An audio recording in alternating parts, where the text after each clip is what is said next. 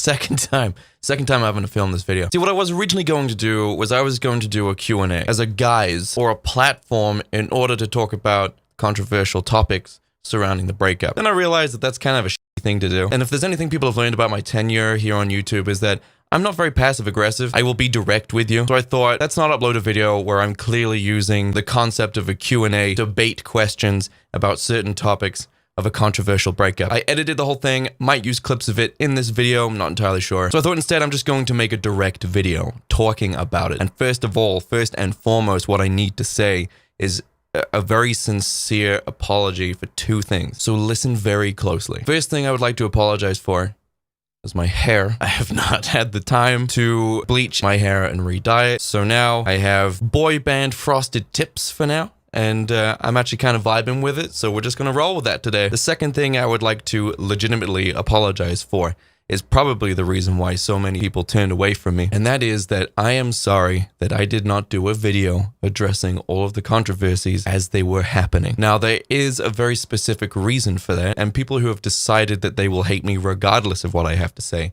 will not believe me. But I do have it in text form from like a year ago to Kaya. So Kaya knows the reason why I haven't done a video like this. Some of the smarter individuals amongst you, the experienced in long-term relationships, figured this out immediately. So I'm actually going to lay things out very clearly today so that you guys can take stuff out of context later and spin the narrative. So to circle back to the apology here, I'm sorry that I did not do a video acknowledging and explaining the controversies that were going on at the time, but I'm apologizing because for those of you who wanted to fight my corner, for those of you who were confused as to why someone like me, who you thought was, a nice dude, suddenly did this out of the blue, and for those of you who were dealing with other people criticizing me a lot less maturely, let's just say, I'm sorry I did not give you the tools in order to argue back, to fight my corner for me. Essentially, the way I look at it is, since I wasn't giving any facts, Kaya wasn't giving any facts, but that doesn't matter to the negative force during the controversy. They were willing to make huge assumptions, to create lies, to generate and fabricate misinformation. They were willing to do that to push this dog pile that they were so eagerly waiting for. Whereas obviously the more supportive and positive members of my community were obviously not willing to lie. And of course you need to have good facts in order to fight people who lie. So I'm sorry for basically abandoning you like that. I am very sorry for that. It must have just been like, people are saying these horrible things about Jake, but we can't defend him because he hasn't said anything. And I haven't thought about it like that until the last week. And it was very disheartening, very upsetting to think about it like that. So I'm not going to do that anymore. So what we're going to do is we're going to get into it today. I've compiled a list of certain topics that people want me to talk about, very pertinent topics, the most controversial. I will also be doing a follow-up video to questions in the comments section. Try and keep them civil, guys. I know you want to attack the hell out of me, and you are, and listen to this, right? Listen to what I'm about to say. You are perfectly allowed. I have no issues, no qualms with it. If you want to go to your weird little hate websites like lolcow or some weird Reddit thread where you guys just spend time hating on people, because I'm not the only one. I'm not special. I'm not the only person who's being hated on. I know these websites exist. They probably exist in some way to help people vent, but you are perfectly valid to hate the living crap out of me on any of these forums. I don't care. If you want to go somewhere to talk about how much you hate me, that's fine. I don't care. I know about lolcow. I don't read it. I know about Reddit threads. I know about Facebook groups and Discords. I know you guys are doing it. I'm aware. I don't care.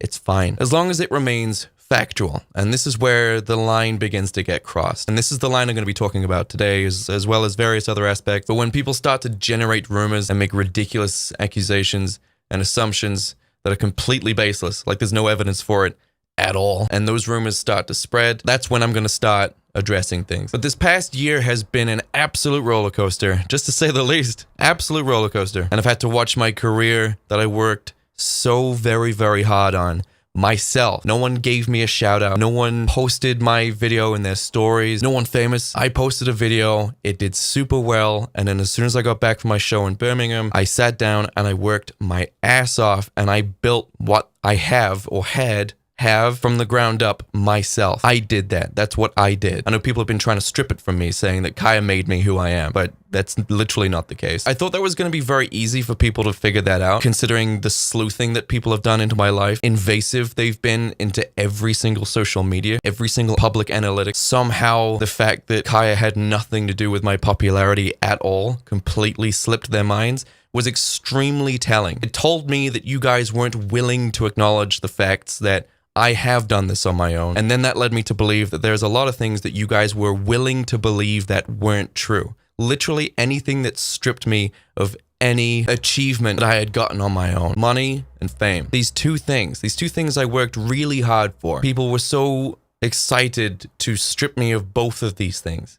So I'm going to address those today as well, with financial records and also Social Blade analytics, because they're public. This is why I was really frustrated that people thought that I was in any way a product of Kaya's popularity. In fact, that's what we're going to do. So we're going to just look at that real quick. So here's a graph of when I became popular back in 2019. As you can see, there is a steep rise here, very steep, drops in August, and then it goes back up again. Whenever lockdown kicked in, and I was there for you guys every single week, streaming and creating videos. Even though I was locked in a house in a very toxic relationship, I spent my time creating content for you guys. I knew how much lockdown sucked, and I wanted to be there for everyone who was watching because I knew it sucked for you as well. And then here's Kaya's Social Blade around the same year. It's just kind of common sense that, you know, someone can't give you more exposure than they have themselves, if you know what I mean. It doesn't really make sense. If anyone wants even more analytics about this, feel free to ask. I can go into even more. I can bring up each video. I can bring up the videos that were getting extremely popular at the time. Like, for example, my e-girls video. You know, Goth reacts to e-girls, the first one or the second one that I did with the pink eyeshadow. That went hugely viral. Almost 100% certain Kaya did not post that anywhere. I can also show you exactly where those views were coming from. They were coming from recommended. In fact, I can just show you that right now. So here are my two viral videos, the two that got me 90,000 subscribers before the controversy, and then YouTube also subsequently dropped me from the algorithm. So as we can see here, the analytics, the traffic for my videos were coming from recommended, not from anyone else's Instagram sources, not from other websites that, you know, people could have tweeted me, not any Facebook pages or anything like that. People weren't following links or swiping up or following a story link. All of the views on my two biggest viewed videos were coming from recommended, meaning they were authentic. People saw my video on their YouTube feed and decided to click it themselves. My views and my popularity were in no way influenced by anyone else. In fact, I can actually show you what my views were like when my views were entirely influenced by Kaya. So if any of you remember my daily vlogging adventures, it was just me and Kaya going out doing stuff, mainly me. And I would only get about 4,000 views per video, mainly from my subscriber base. And then obviously whenever Kaya would appear in my videos, these were the views. Nothing compared to, you know, a few years later when I got big on my own and I built this channel myself. So that's just a brief dip into the origins of my current popularity. It was me. I did that. I worked hard. Stop trying to strip that from me. I did that myself. Editing through the night, 4 a.m., streaming into the night, coming up with new ideas, trying out different setups for better audio, better cameras, trying to find the best, easiest way to view and listen to my content so that you guys had a very positive viewing experience. Did not appreciate people trying to strip me of these achievements. I worked very, very hard for those. For you. I worked very hard for you. Even before people started watching my content, I was still uploading like crazy. I didn't let a lack of views dampen my spirits to create content. I was always doing it. Who do you think edited and set up and managed MAG? That was me, baby. There used to be a video on the MAG channel showing you that I did everything. But here's how an average week would go. I would work Monday to Friday at a 9-to-5 job to pay for all the bills and the rent. There were moments throughout me and Kai's relationship where it wasn't just me paying the bills. It was a collaborative effort. Sometimes I brought in more money from MAG. Sometimes she brought in more money from her channel, from doing a brand deal or something like that. Before that, it was just me working a 9-to-5 because Kai's channel was demonetized for about a year. So from 2014 to 2015, I believe, and then it was remonetized again. And then from the beginning of the relationship from 2010 to 2014, I was the one who was going to work and paying the bills and splitting my income between the two of us. I actually might go into more detail as to why we stopped paying all of our finances into Kaya's PayPal account and started putting them into my PayPal account. Something was the catalyst for that. Might get into it in this video. I'm not entirely sure if it's even relevant, but an incident did occur. Because I didn't have a PayPal account, all of our money from MAG and her account went into her PayPal account, and then she would send me the money and I would pay all the bills and then split the remaining between the two of us so we had the same amount of money. Again, if I brought more money in or if she brought more money in, we'd pool it together. I'd pay the bills and then split equally between the two of us. In my naivety, what I should have done was created a third account or a second account, I guess, where I created a savings that I didn't tell Kaya about and put money in there. But instead, I just paid the bills and split literally everything that was left between the two of us. I could have started a savings account with that. She could have started a savings account with that. I'm not entirely sure what went down. This was like 2016. It's a long time ago. I'd have to log into my old PayPal account in order to find all of these statements. I can do that if you guys really want me to. So Kaya's never had to present this level of evidence for you guys to believe that she was the one who was supporting me financially. But we're going to get into that. So a typical MAG week would be I would work 9 to 5, Monday to Friday. On Saturday, John would come over. I'd have everything set up, take about an hour. It took a while to do. And then we'd record games. And we'd record games for, like 6 hours. We'd record 14 episodes in one day because I wanted to operate on 2 episodes a day every day, just like the Game Grumps did. And they're the reason why I got into YouTube in the first place. So we'd record all the episodes on Saturday. By Saturday night, I was taking everything upstairs and exporting everything to an external hard drive, which I would then take upstairs. I would literally spend all day Sunday editing. From the moment I woke up to the moment I went to bed at like 2 a.m., I was editing 14 episodes on a very slow computer. Monday morning, I would upload Monday's video. So I'd wake up on Monday morning around 5:30 a.m. because the region I worked for, the company that I worked for, was South Africa, and South Africa are 1 hour ahead. So if I got to work at 8, that's their 9 o'clock. So I had to operate my entire life an hour earlier. So I'd wake up Monday morning around 5:30, giving me enough time to then upload the videos that were exporting overnight to the MAG channel. By the time they finished uploading, I was at work.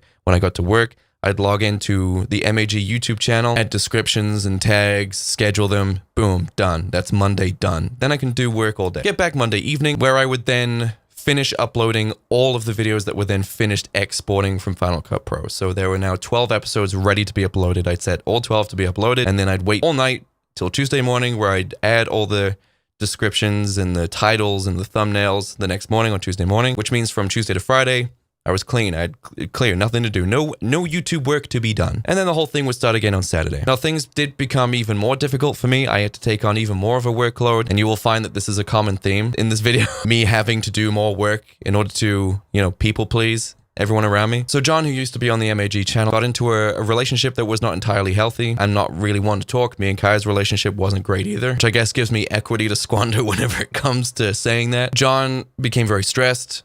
He got his own place, which was great, but that seemed to cause even more stress. And in his stress, I was like, well, here's what I can do, because he was showing up to recording sessions very, very upset. I was like, well, here's what we can do. Instead of recording 14 episodes, we can record 28 episodes over the next 2 days, so Saturday and Sunday. And then for the next 2 weeks, you don't need to come back here again. So Monday to Friday, Saturday, Sunday, you don't need to come down because we've already recorded a weekend extra, like a weekend recording session extra, which means I had twice the amount of episodes to export, and it was all very, very stressful. Despite this, the relationship between me and John did break down. Between me, John, and Kaya actually broke down, and that was very, very sad. I was really upset about that. But we're going to get into that later on. So before anyone tries to discredit literally any of the hard work that I've put into being a YouTuber, please, for the love of God, make sure you've got your facts straight. Which if you did, you obviously wouldn't say that. This is just people trying to discredit me, trying to remove literally every shred of respectability away from me so that I'm literally nothing. My views didn't earn them. Money didn't earn them. Working at the YouTube channel didn't do it. So I'm literally just a nobody. I know what you're trying to do. But I can go into even more details. I can bring up videos, pictures, that kind of thing, showing that I was indeed working on all this stuff, doing the stuff that I said I was doing. So if enough people want me to go down that rabbit hole to really prove it, then, we can do that. So we're just going to get into the pertinent stuff today. I'm sorry that I rambled about MAG for a while, but I just really wanted to make sure that you guys knew the source of why I'm here. So the first one is, why did you kick Kaya out while her mom was having a health scare? I mean, the question could also be, why did Kaya want to come on tour with me for 2 weeks while her mom had a health scare? Since she mentioned to me that her mom needed someone to drive her around and not many of her family can drive. It was up to me to tell Kaya not to come on tour. So there's that information. Secondly, whenever it comes to breakups, especially between two adults who have been living together for the majority of their relationship, other people's family thing, it's not really relevant. It's not really healthy or beneficial in any way to stay in a relationship out of pity. So I was just meant to stay in a relationship that was absolutely eating me from the inside out. And I'm going to get into why it was. So I was meant to stay in this relationship because Kaya's mom was sick. And as far as I was aware, I would frequently ask Kaya what was wrong with her mom and how things are going. She would tell me, oh, she got back from the doctors and it's benign and it was okay. That's the last piece of information I had. I knew she had a surgery coming up to get it, the benign whatever it was removed, but that wasn't not my responsibility. Now, you can call me callous for that, but that wasn't my responsibility in order to stay with Kaya for her to do that for whatever reason. I'm not sure why staying with Kaya during that time would have been beneficial to anyone. I guess you could argue that, well, maybe Kaya needed somewhere secure that she could go back to. I'm not entirely sure. I mean, there are a few ways you could argue this, but there is a point that I want to bring up a little bit later on in the video as well. I know I keep saying that, but we're going to get to it. But before we go on, I want to bring up exactly why and exactly how the breakup happened. And there's a lot of details that Kaya has left out, because I know the kind of narrative that she was trying to push here in the most passive-aggressive way she could possibly do it in order to maintain deniable accountability. And it worked. You should see the level of gaslighting in my text messages between me and Kaya. She knew exactly what to say and how to say it in order to get you guys extremely pissed off without her actually having to say anything directly. So of course, if I went to Kaya and was just like, why the hell are people calling me this and saying this? And she would say, well, I don't know. I didn't say that. I'm just talking about stuff, making me feel insane. And then of course, once I've seen examples of the things that she was talking about, I'm like, yeah, of course that would influence people to behave in a certain way, especially in the absence of facts from myself. So again, this is my fault. I really should have provided more information. Not passive-aggressively, but directly. And because I wasn't willing to be passive-aggressive, at least not to that extent, and I wasn't willing to be direct, then I said nothing. So let me run through a very brief, quick timeline here. The relationship was 12 years long. 12 years, 11. It was 11 years long. And I want you to keep that in mind. This is not a YouTuber relationship that lasted 2 years.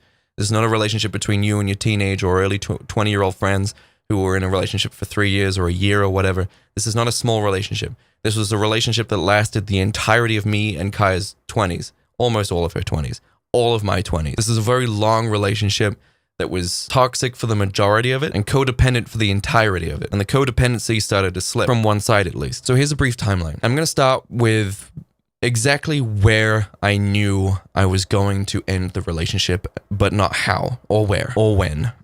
I just knew it was going to happen. I knew it was going to happen slightly before Barcelona. The first time we went. I was getting older. I was becoming more mentally healthy. I was learning a lot about myself. I was getting control of my anger, of my depression, of my sadness. I was getting in control of those things. I could feel myself maturing as a man, and I could feel myself really stepping into adulthood and the kind of person I was going to be in my 30s. These traits I did not see in Kaya ever, and I could feel this distance and maturity beginning to increase. So we go to Barcelona, and suddenly when me and Kaya are in Barcelona, she seems a lot happier. Obviously because, we're in a new place, it's a new environment, there's a lot of new things, we're away from, the usual familiar surroundings that are conducive to repeating patterns. And I saw an opportunity. I saw an opportunity in order to incite a change in Kaya. Now, before this, Kaya has a video online, I think it's like the boyfriend tag, and we talked about the only thing that we ever argued about. Now, we make light of it in the video because, it was meant to be a light-hearted video that wasn't meant to incite any sort of rumors at all, and it didn't. But one of the biggest things that me and Kaya ever fought about was the fact that she literally never, ever, ever, and I know this is I could do this for a long time, she never cleaned anything ever. Now, I wasn't looking for a housewife that cleaned the floor below me while I sat in front of the TV and drank a beer and ate the food she cooked me. All I was asking for was literally a 50-50 split of cleaning the house, of cleaning the environments that we lived in. And these concerns turned from casual conversations into frustrated requests, into full-blown arguments, yelling and shouting. I would work all day, whether it was in my studio all day, working on videos, or if I was doing a 9-to-5 job, it was especially frustrating. I'd kindly ask her to clean the house, or just her room, or just her stuff, just something. I'd come home, it wasn't done. Everything was still there. So after a full day of work, I would then have to also then clean. I thought, this is kind of frustrating, but, as the relationship goes on, I'm sure she will learn to do this. She didn't. And then I began to realize that she wasn't cleaning because she had a severe lack of respect for me completely. Like in my household, if my dad asked me to clean the house while he's away at work, like do the dishes, for example, because I respected and I loved my dad while he was away at work, I would do the dishes. That's just how things worked, you know? He's going out, earning the money. I get to stay at home playing video games all day. The least I can do is clean the dishes so that when he makes food for us, he has clean plates to use. And again, I'm talking about, this is 12 years, 11 years of a relationship. This isn't just a few months where like they wouldn't clean. Oh, how frustrating, Jake. No, this is 11 years. Day in, day out, week in, week out, month after month, exactly the same thing. Hey, sweetie, could you pick up the trash? I'm going to be working and streaming all day. Could you just, you know, the kitchen, the dishes, the cat litter, just something, please. Just the one thing. Just do that for me, please. Met with, I'll try. I finish streaming, I finish editing, I go to bed, I wake up in the morning, guess what's not been done? And this is like every day, every week, every month. And then the requests would then end up in like crying, her crying, and me getting angry because I was just so frustrated. I couldn't understand why she wasn't doing it. Then she realized that it could have something to do with ADHD, and that's exactly where things got even worse. Once she realized that not being able to clean the house could be a symptom of potential ADHD, she tried even less to clean because she realized now that there was an excuse not to clean because now she has potentially ADHD. And there was a few things that she did with this as well. She would never try to find a way. She would never try to work through anything. There always had to be a reason why she was doing that, and there has to be a pill or something she can do or take in order to suddenly make her want to do something, instead of just actually just doing the thing. So she went to 2 public doctors, GPs, 2. I believe it was at least 2, in order to try and get an ADHD diagnosis. She was denied both times, and then her dad paid for her to go private, where she then got an ADHD diagnosis along with the medication. She was excited. I was excited. I was super excited. I'm like, yes, cool. She's got the medication, the medication she's been talking about for months. And she promised me that when she starts taking it, that she'll start cleaning and she's going to do all the things that I've been asking her to do for the entire relationship. First month goes by, medication doesn't work. Second month, medication still doesn't work, and I believe she stopped taking it. Then a few months go by, and I'm like, the house hasn't been cleaned at all. And I'm like, are you still on the medication? She says, no, it didn't work. And I said, well, go back and get a different type of medication. She goes back and gets a different type of medication. That also didn't seem to work. None of the medications seemed to work. And then that's literally where that ended. And it's not like Kaya put stuff away while she was using it. Kaya is an incredibly messy person. So am I. I'm also a messy person, but I put it away. That's the difference. I know people they're not going to understand. You're not going to understand. Some of you younger ones are not going to understand. You'll be like, why? Because you fell out of love just because she didn't clean? It is so much more than just an unwillingness to clean. If it really was just as superficial as an unwillingness to clean, then yes, it would be ridiculous. But you have to ask yourself the question, why is she unwilling to clean anything? Ever. When she can clearly see that I'm upset, when she can clearly see that I'm stressed and I have anxiety because I'm the one who's earning the money to pay the bills, just enough to pay the bills, or when my channel took off and I was spending literally all day in the studio editing and streaming and filming and then sending her thousands of pounds of my money for her to spend with her friends, on her friends, while she never uploaded anything despite me trying my absolute hardest to make her go back to doing YouTube. Trust me, I tried. Where do you think the MacBook Pro that she's using came from? Where do you think the camera she's using came from? Where do you think the iMac that she's using came from? Why do you think I bought her a studio to use? And why do you think I furnished that? Why do you think I bought her literally everything she needed in order to do YouTube? Why do you think I emptied the attic space that we so sorely needed because Kaya hoarded so much stuff? I had to find a space for everything in the attic so that she could have the attic space to work in it. And she didn't use it. $550 equivalent for the studio space, that giant studio space that she had. Never used it. The $3,500 iMac that I bought her, I think it was that much, so that she could do work. Never used it. Might be using it now. I'm not entirely sure. But it was so frustrating. Like, she could see that quite obviously I was trying to get her to work. I was trying to invoke that inspiration to do YouTube again, you know, to help income into their household. Not that we needed it, but I was helping her to try and find a purpose. I was willing to buy property in Barcelona so that she could open an art shop because she's actually very good at art. She's a very good artist. So I bought her really expensive art supplies so that she could possibly paint and then sell her paintings on Etsy or something like that. Didn't fancy doing that either. So she didn't want to clean. She didn't want to work. And then we get into the romantic aspects of the relationship. I have a very, very, very high sex drive. I'm ready to go all the time. And my love language is intimacy. It's touch. And when I realized that I was no longer being touched and no longer being physically appreciated, I asked if she could do that. She said she would work on it. She didn't. So I developed this extremely damaging complex. These nasty, deep-rooted insecurities that came out of, why doesn't my girlfriend want to touch me?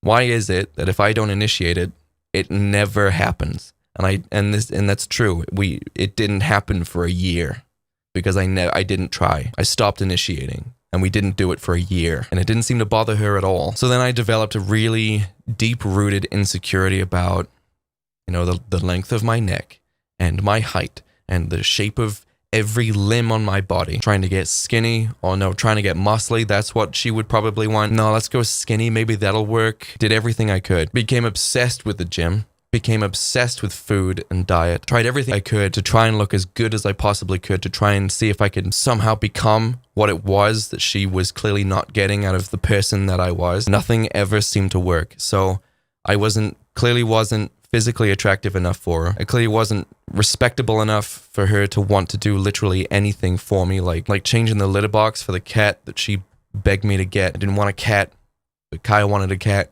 so we get a cat. Usually how things worked. Wouldn't do the dishes. I do the dishes. Wouldn't sort through her clothes. I had to sort through her clothes. Wouldn't pick up any of the trash. I had to do that. I had to literally clean up around her while she was lying down. If someone ever said, what is the most consistent image you have of Kaya from your 11-year relationship? My most consistent image, if someone asked me to paint my relationship, how I saw Kaya in the relationship, it was her lying down in bed with a laptop. That was pretty much her permanent state. It's literally what she did. Surrounded by Monster cans and food from various different places like McDonald's and KFC, probably one of those places. Sushi containers. And I'd have to go in, pick all that stuff up. And I'm going to tell you now that got worse. It didn't get better. It got worse.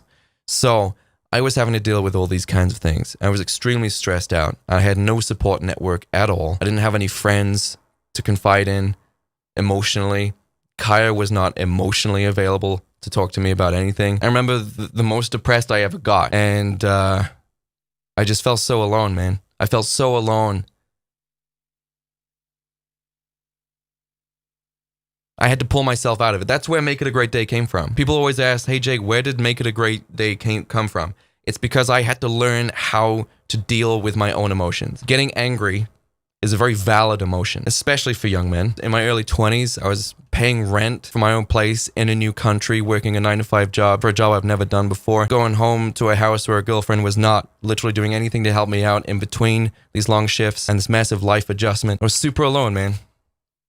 And not long after I moved to Northern Ireland, I had some shit with my dad, and now I haven't spoken to my dad in 7 or 8 years. It's been a very long time. So I was just flying out there. I was just floating off into space. I had no support network at all. So I had to learn how to control myself and control my depression and my financial anxiety and everything I was stressed about, everything I was getting angry about. Obviously I never struck anyone ever. I was a very frustrated individual and no one seemed to want to help me out. So fast forward to 20s, who cares? And me and Kaya go to Barcelona for the first time. And for the first time, I can see an initial change in the way that she was. Or maybe we just enjoyed spending time together a little more because we're in a new country, right? We're somewhere that we've never been before, never thought of going before, and we really liked it. Well, we both liked it individually, but I'm going to get into that later on when I talk about me and Kat going to Barcelona and people having reservations about that. So we come back from Barcelona.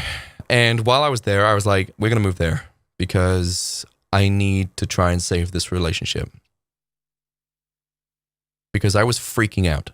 I'd been in this relationship with Kaya for 8 years, 9 years by the time we went to Barcelona. And I was like, this is most likely going to have to end. I've matured. I've become a 30-year-old man, in anticipation of becoming 30. I've matured and she hasn't changed at all. Literally the same arguments we're having now were the same arguments we were having early on in the relationship when we were like teenagers. And I can't put up with it anymore. But the mere prospect of being without Kaya was horrifying.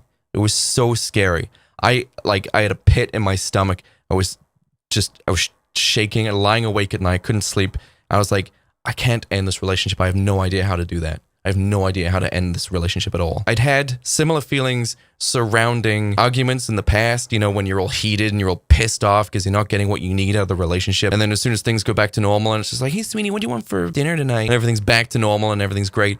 Then you don't think about breaking up with them anymore, right? I think everyone has an argument, like a significant argument with their significant other.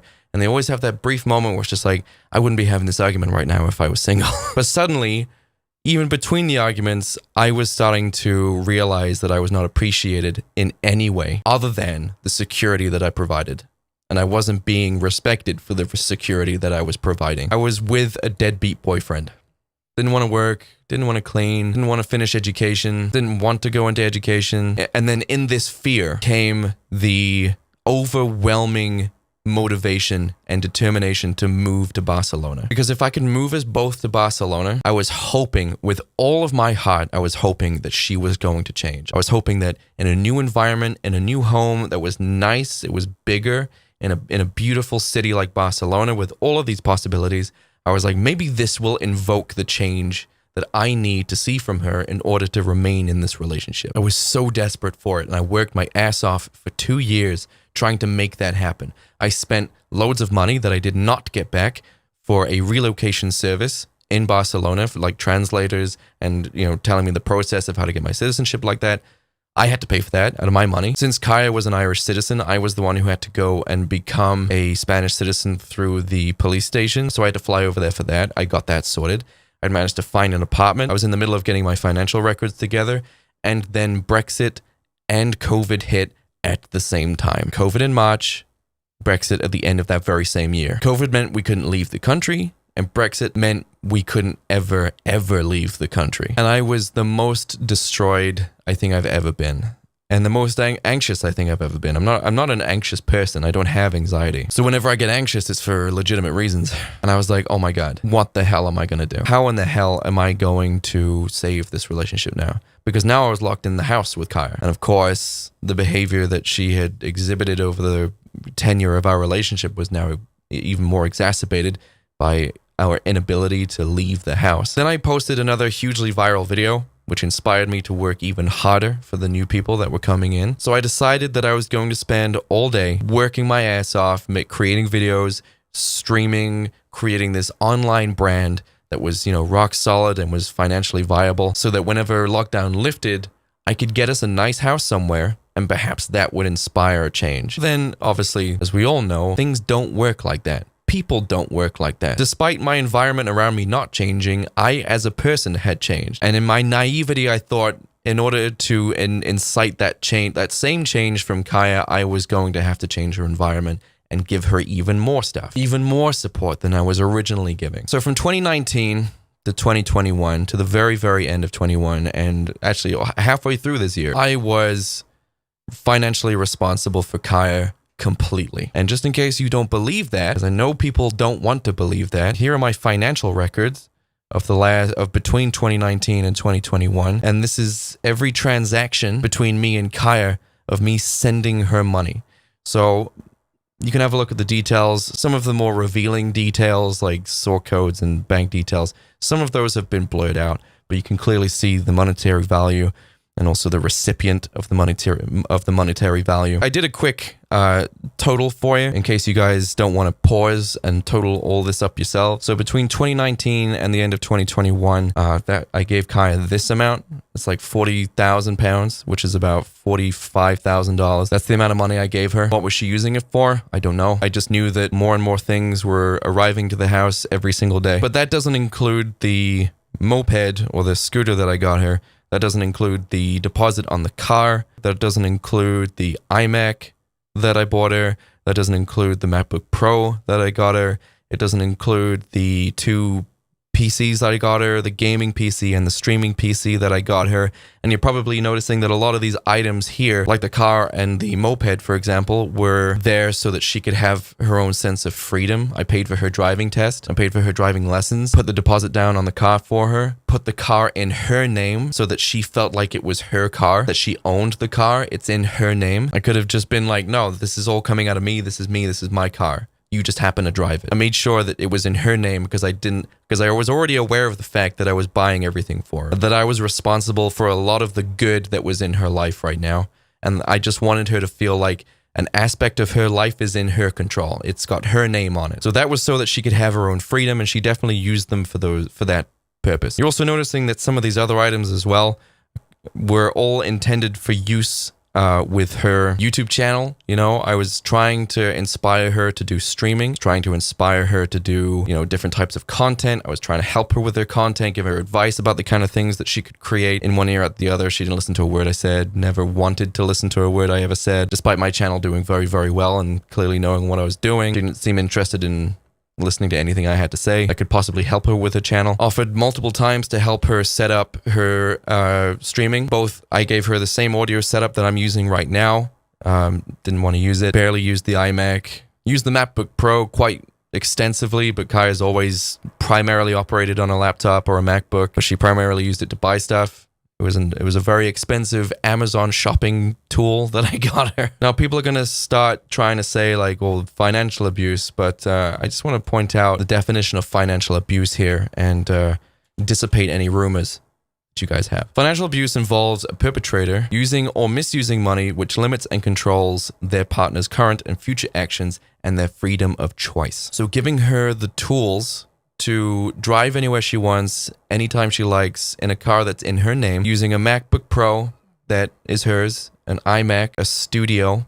Oh, that's right, yeah, the studio. Let me total the studio in there as well. So if we total all of this up right now, so including the actual money that I was sending Kaya for her to spend on whatever she wanted, on top of that, all the items and the studio rent, this is the new total.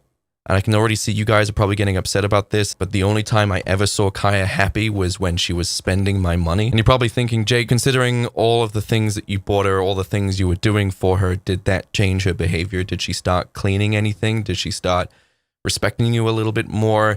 Did she start doing little things like telling me I looked nice, or saying that Munro's music was good, or just doing a dish here and there, or just keeping one room tidy, like that's her room and she keeps it clean, like the bathroom or the bedroom, for example? No, she didn't change at all. But I was no longer bothered because as long as I saw her happy, I guess I didn't need any of those things. Also, the items that you can see listed here are all items that she can use in order to create her own income, to earn her own money from a job that she'd already set up as a precedent, YouTuber. So she had the ability to drive anywhere she wanted, anytime she wanted, to create content of the highest possible quality in any capacity or volume that she wanted. It gave her all the tools that she needed, and she chose not to use them. So there was no financial abuse there. So financial abuse can include using credit cards without permission. Well, Kaya had her own debit card into which I would put money, putting contractual obligations in their partner's name. So even though the car was in Kaya's name, I was the one paying for it. So contractually, it was in my name. So if any payments were missed, same as the insurance, actually. So if she crashed, I'd have to pay more. And gambling with family assets. Well, I don't gamble. So we can just get rid of financial abuse off the table. That's not a thing. Again, it's something that people were trying to perpetuate in order to discredit any sort of financial benefit I provided to Kaya. It's like, oh, it's so nice that, he's willing to give so much of his money in order to make sure that she's provided for, has the tools she needs to do her jobs and her hobbies. No, people instead were like, yeah, could also be financial abuse. So maybe it's not nice at all. Further adding to the villainization of me. So let's fast forward. It's the end of August 2021, and we move into this house. Kaya didn't like this house. I would also like to point out that despite the fact that Kaya wasn't working on her YouTube channel at all, she pretty much walked away. I think she did one video a year. In that year, every house we looked at, Kaya always wanted the bigger room for herself. So despite the fact that she knew I was the one who was doing the most work, and whose work was far more valuable, she didn't see it that way. Again, this plays into the respect thing. She didn't respect literally anything I did for her for myself, for our benefit. Didn't care. It was always, I'll take the smaller room and she can have the biggest room. And every single time I had to remind her that that is not the case. I know I've got 2 desks here for writing music and doing the YouTube channel that's allowing us to have this house. I've got the musical instruments here, the streaming setup, the music setup. I obviously need the larger room. It's not like she wasn't having any room at all. I was just having the larger room. And you might be thinking, Jake, is this before she had her giant studio at the studio complex? No, she already had the giant studio. She also wanted the biggest room here too. So she had a giant studio that was fully furnished with a huge TV and an expensive couch, furniture and all that kind of stuff. I made sure it was like habitable and it was comfortable to be there. I offered to get contractors in to put a ceiling in, to clean it out for her, to set up the other side that was meant to be the pink side. No, nothing seemed to work. She didn't want any of that. She always said she'd do it herself and then never did. And then subsequently, because she'd never clean it, she eventually stopped using it. So she had that studio, that giant studio that was bigger than my studio, way bigger than my studio. And then she also wanted the biggest room in each house we looked at so that she could have that one as well. But luckily for her, this house, this studio, and the room that's next door, which was going to be her studio, were the same size. So that was great. So we move in August, and I'm like, great, new house, new environment. It's nice here. It's a nice area. It's a nice building, it's a nice neighborhood. The big house, plenty of space, everything she needs, everything I need. We've got a big kitchen. We've got 2 similarly sized rooms that we can use for work. I was like, this is it. This is the final stand. This is Helm's Deep. Or I guess the fight at the Gates of Mordor, I guess, is the final fight in the Return of the King. By fight, I mean a phase in our relationship that I was like, I hope this works. So we move into this house. And I can only, I think, probably take responsibility for Kaya's behavior. I'd basically shown her that I would do everything for her. And because my channel was doing very well and I was earning quite a significant amount of money, I was actually quite content myself. But I was not going to let that cloud me. Again, I was talking about that I'd gained a level of maturity in the last 4 or 5 years. And I wasn't going to be influenced or blinded by, you know, momentary success on YouTube. I had to acknowledge that there was a real problem in the relationship. So between August and October, and this is where shit went south real fast. We move in here, and within a few weeks, I have this studio set up. If you remember, there was no lights, there was no furniture in here, there's barely anything in here, but I got it working just enough so that I could start doing videos from here. Now, I don't know if I have a picture of it, but Kaya's studio was completely untouched. Oh, no, wait, no, there was something in there, sorry. There was a huge pile of Halloween shopping in the middle of the floor. And that Halloween shopping came from when I had to drive her and her friends an hour to the next biggest city because Kaya heard that the HomeSense there had already gotten their Halloween stuff early. So I drove them all up there and I paid hundreds of pounds for a lot of Halloween stuff that didn't end up being put up, and it was in there. I just put it in there. And she never touched it. See, I want to use the word shopaholic, but I don't know what shopahol is. Like, if you're an alcoholic, it's because you're addicted to alcohol. So shopaholic doesn't really make sense to me.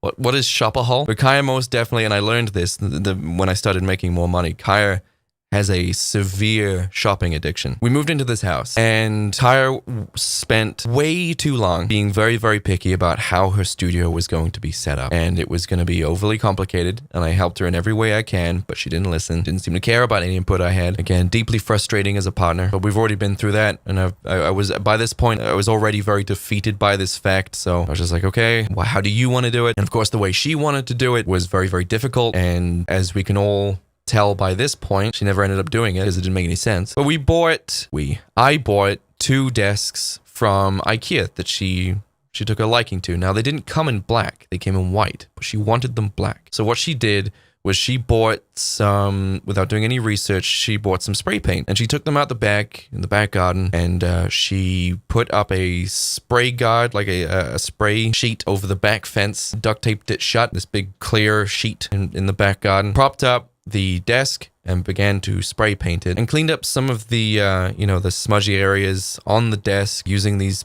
kitchen towels, these paper towels. What did she do with these paper towels? She threw them in the back garden, in the grass, where they were rained on and essentially became mulch in the back garden.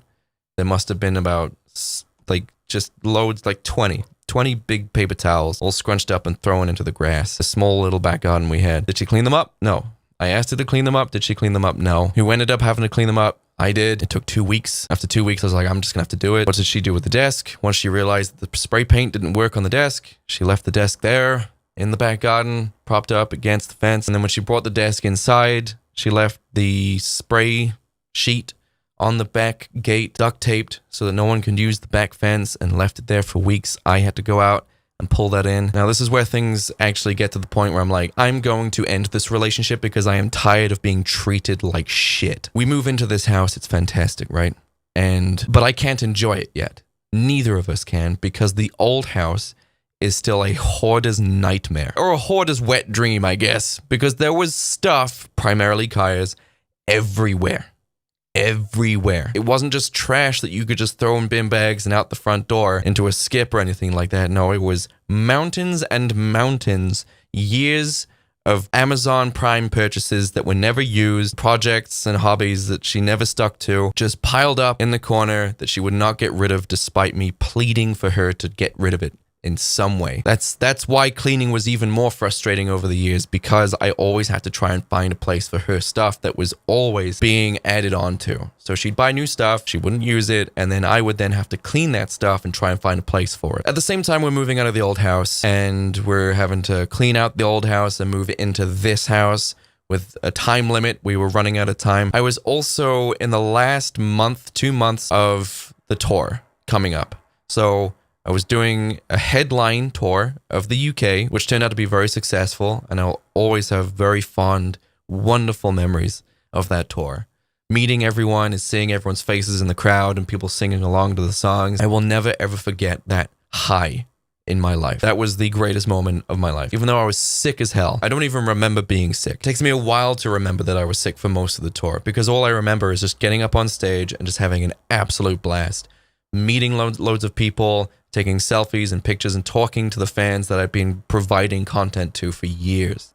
People were there from MAG years. It was phenomenal. Such an incredible experience. Anyway, we were nearing the tour, and we were not ready as a band. We were still very, very behind, because we're all working professionals. Most of us are working professionals. And Connor lived in the South, and he was one of the most important ones that we had to rehearse with. Gaz was also not ready, the drummer, and if anyone's ever been in a band or has any idea about band dynamics, you will understand that the drummer is the most important part. So we had extra work, and here's what I'm talking about. We were rehearsing for like 8 hours a day, a few times a week, 3-hour session here and there, but we were rehearsing our asses off in the last 2 months. Between September and October, we were rehearsing like crazy. And I was very, very stressed. The merch hadn't been done. The banners that we had on stage, the scrims, they hadn't been done. I don't think the poster was finalized. The set hadn't been sorted. There was still some tech that we needed for the whole setup. I've never been that stressed in my life. This was going to be my first ever tour. And not only was it going to be my first tour, it was going to be my first ever headline tour.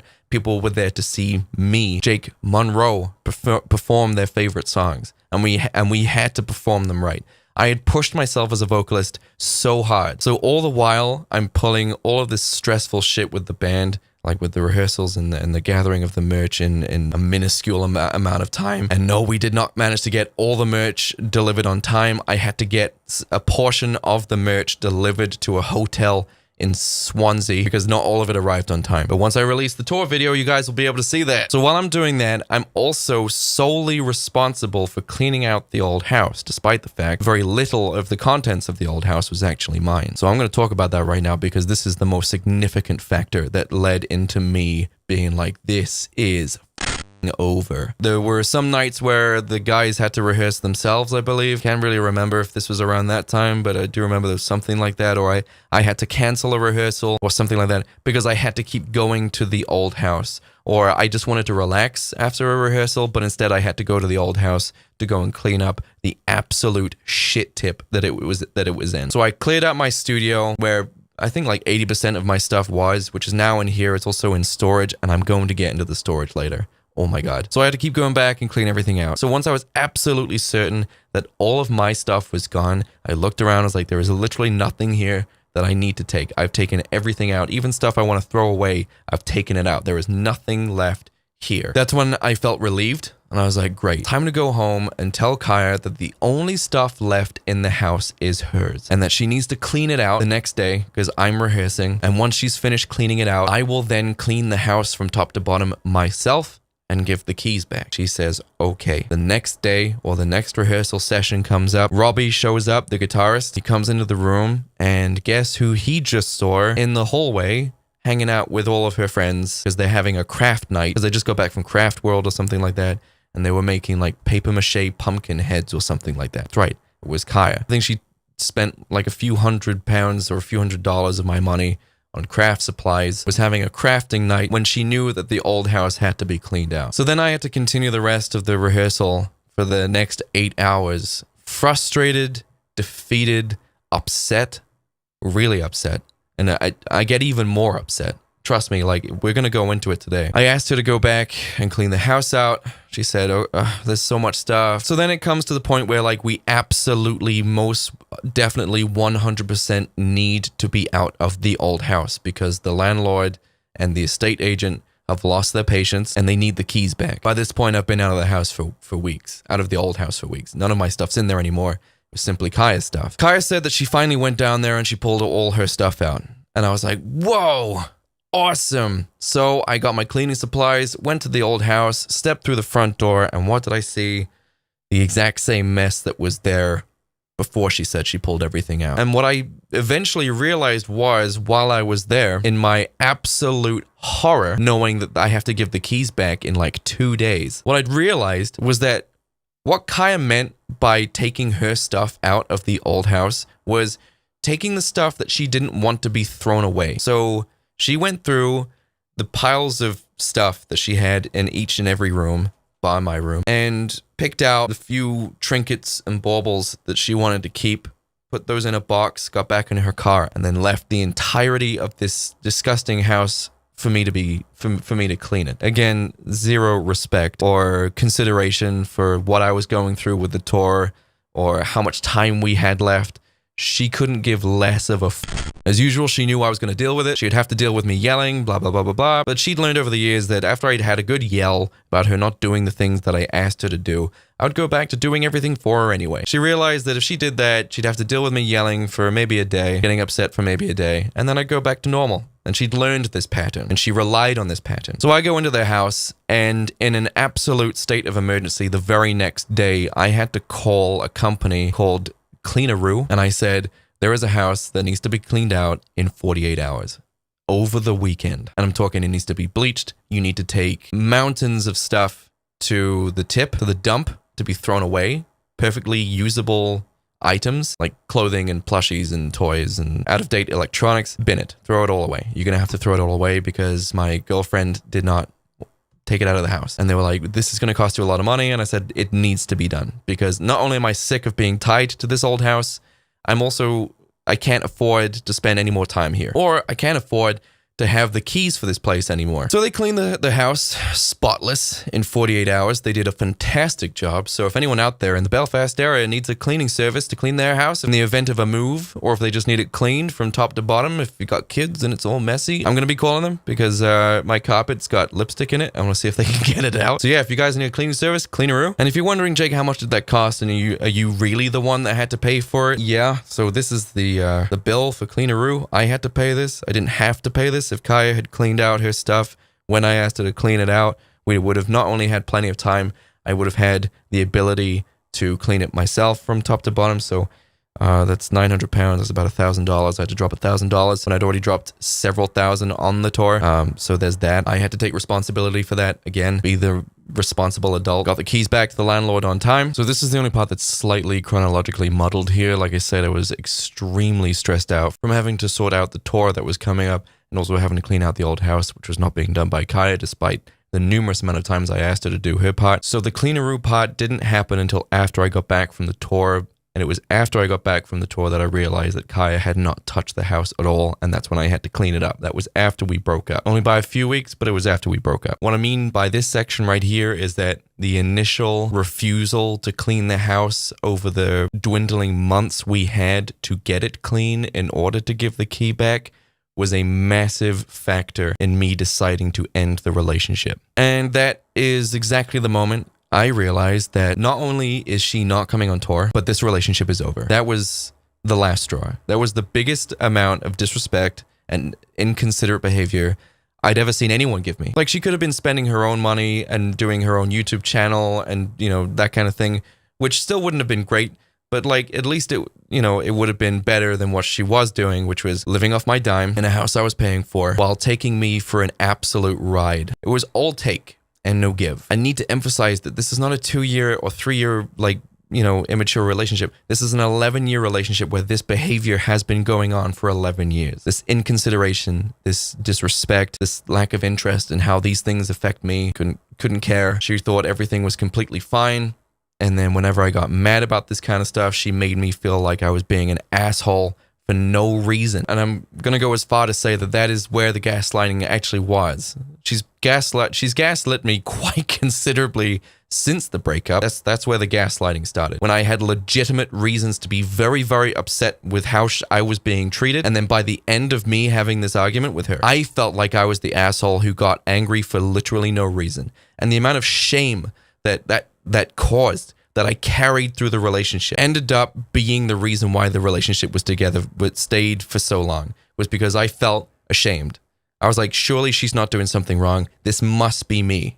Because every time I had a concern, I walked away feeling like an asshole. And I know what she's going to say, man. And she said this, and she's completely forgotten this as well. But I haven't, because this was important to me. I've not forgotten this. I remember having a very specific argument. I asked her to clean something, and she did. I really needed her to clean it, and she didn't do it. She didn't pick up a damn thing. She was just, again, lying down on her laptop. Oh my God, such a perpetual image. I got really upset. I was like, I really needed you to do this for me. I do all these things for you. I do literally everything for you. I just wanted you to do this, and she didn't do it. And then she brought up an interesting point. She said, well, you only ever asked me to, I mean, this isn't the case. Obviously, like, when the relationship started, I obviously asked her kindly and calmly and respectfully, hey, can you clean while I'm at work? You know, in the first year or so when we lived together, which eventually obviously ramped up to me getting angry and yelling for her to clean up because she never did. But let's disregard that fact for, you know, for the sake of this part of the story. She said, you only ever asked me to clean in an angry way. And I was like, she's right. I'd gotten to the point where now I was no longer asking her to clean because I was sick of asking her to clean. And I can't even stress how much of a mess the house was a lot of times. I'm talking you couldn't see the floor. There was like trash and stuff everywhere. Pizza boxes and sushi containers and half drank Monster cans, half drank Diet Coke, spilled everywhere, filled with fruit flies, and just, it was disgusting.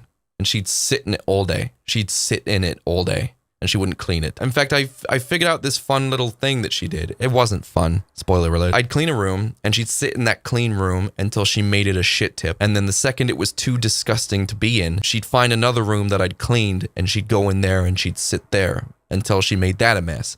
While she was in the room that I just cleaned, I'd clean the room that she just made a mess, and then she'd make the room that she went into a complete shit tip, and she'd go back to the room that I just cleaned. So it was an endless cycle of like switching between 2 or 3 rooms. She'd sit in a room until it was a complete mess, too messy to be in, and then move to a cleaner room until she made that a mess, and then go back to the room again because I cleaned it while she was out of it. So yes, I was like, you know what? Yeah, it has been a while since I asked you calmly to clean something. You're an adult, Kaya. I shouldn't have to ask you to clean a room. You can see that it's a complete mess, but fine. I will oblige. And I made a note of this, a mental note of this, and I recorded it to my long-term memory. It is crystal clear in my head. She may have used that as an excuse to stop me from yelling, dispel the argument so that she can just go back to playing Fallout 4 or talking to people on Tumblr or whatever it was she did literally all day. And it worked. It diffused the argument, and I walked away. And then I very mindfully made the note to ask her nicely to start cleaning. And guess what? Didn't work. Of course it didn't work. If I asked nicely to clean, she realized that there was no argument that was going to be had because I was calm. I asked her nicely for, I can't even remember how long. It must have been a year, maybe more. But I always made a note to ask nicely, could you clean, please? Could you, just pick up the stuff. I'm just going to go out. I've got recording to do. I've got filming to do. I've got editing to do. I'm streaming. I have a million things that I do in a day. And she was just like, yeah, I'll try. Was always her response. And of course she didn't do it. So then we went back to the yelling cycle. So let's talk about October. Because I think that's what people want me to talk about here. Now that I've given you a very turbulent recount of the relationship, there is way more to it, but you know, if I went into every single aspect of an 11-year relationship, every tit for tat, every scoreboard point, every single time I did something shitty, she did something shitty, we'd be here for a very long time. So October hits. It's the last month before the tour. It's October 2nd, October 3rd. It's one of those days. And I was quiet all day. I was quite clearly dark cloud over my head, you know, head down, and I was quiet. And in my head, what I'm doing is I'm ending the relationship in my head all day. The night comes, because it took until that long for me to end a relationship. I think it was like 9 p.m., 10 p.m. It doesn't really matter what time it was, to be perfectly honest. And I ended the relationship. And I didn't just say it's over. I laid out for the last time, not the first time, for the last time. At least I thought it was the last time, but we're about to get into that. October 3rd, I laid out very clearly and concisely for Kaya everything I was dumping her for. And I know people are going to be like, it's because of Kat. I wasn't talking to Kat by this point. I was breaking up with Kaya because of Kaya. Literally no one else. No one stole me. No one influenced me. I stood up for myself, acknowledged the problems, and I ended the relationship fair and square. And this is still something she refuses to acknowledge. And until she does, she's not going to get over the breakup. She's always going to be angry at me. She's just always going to be angry. I wasn't talking to Kat on October 2nd, 3rd. I hadn't spoken to Kat since like 2017. Me and Kat did not have a long time affair. I've seen some people say that me and Kat were cheating for a year. There's literally no evidence of this. Someone just said it. You guys believed it. And then that became lore. Never happened. I first met Kat at the Hex Bomb shoot in like 2016. Met Kat again at the Halloween party in like 2017, 2018. Between those two times, never spoke. At these events, barely spoke. There was no like flirtatious sharing of memes or how was your day? No increase in amorous activity. I was not juggling two relationships at the same time. But I'm about to get into this timeline now. It's October 3rd, 2nd. It's the beginning of October. I lay out cleanly and concisely all of the reasons why I am breaking up with her. All the taking from me, the lack of appreciation. And you're probably wondering, how did she take this? She threatened to unalive herself if I broke up with her, which was not new. She threatened that before. She tried to, and this is what made me even more upset. This is what made me really, really upset. And I'm about to get even more upset as well. I'm not talking about angry. I'm talking sad, like depressed, sad. She mentioned all the things that I don't do for her. And immediately, and off the back of my hand, off the top of my head, I said and pointed out every single thing I had done for her, even down to the couch that I bought. Because I'd already bought a new couch, but Kai didn't like the new couch. It was like buying a cat bed for a cat. It's like you buy them a perfectly good cat bed, they just won't sit on it. So I had to buy another more expensive couch, which took way longer to get, just so that she had somewhere nice to sit in the living room. Because I knew she didn't like sitting in the living room. She always spent her time in the bedroom because she thought, without telling me, that the couch in the living room, she didn't like it. It wasn't comfy enough. She didn't like the way it felt or whatever. So I bought a new one, like a really good one, so that she would actually sit downstairs. So we could actually sit downstairs together and watch movies and stuff. Because every time I went downstairs to watch movies, she'd sit down for 10 minutes and leave because she couldn't stand the new couch that I bought. So I had to buy another new one. And these are the kinds of things that she didn't realize I was doing. Again, like right down to the couch level. Everything I did, I was doing for her benefit. Whenever I bought myself driving lessons, I also bought her driving lessons as well. And I paid for her so that she could eventually end up driving. She passed the test. I then also got her the car that she drives so that she could have that kind of freedom. I could have just learned to drive myself and said, well, if you want to learn to drive, get a freaking job and pay for it yourself. Until then, I'm the only one that can drive. And if you want to go anywhere, you got to ask me. Did I do that? No. But what made me really upset was I pointed out all of these things that I did for her. And it was news to her. She didn't realize. She didn't even bother to think about why I did any of the things I was doing. She didn't bother to acknowledge any of the things that I did for her. So I said, that's it. End of relationship. This is over. You don't give a shit about me, and you've made it very, very clear. You like the money. You like the stuff I pay for. You like the cleaning services that I provide. But outside of that, she clearly did not love me at all. And I got a confirmation for that, and I'm going to go into that later. And I said, you have to leave. And I'm going to go into that again as well. I said, you have to leave.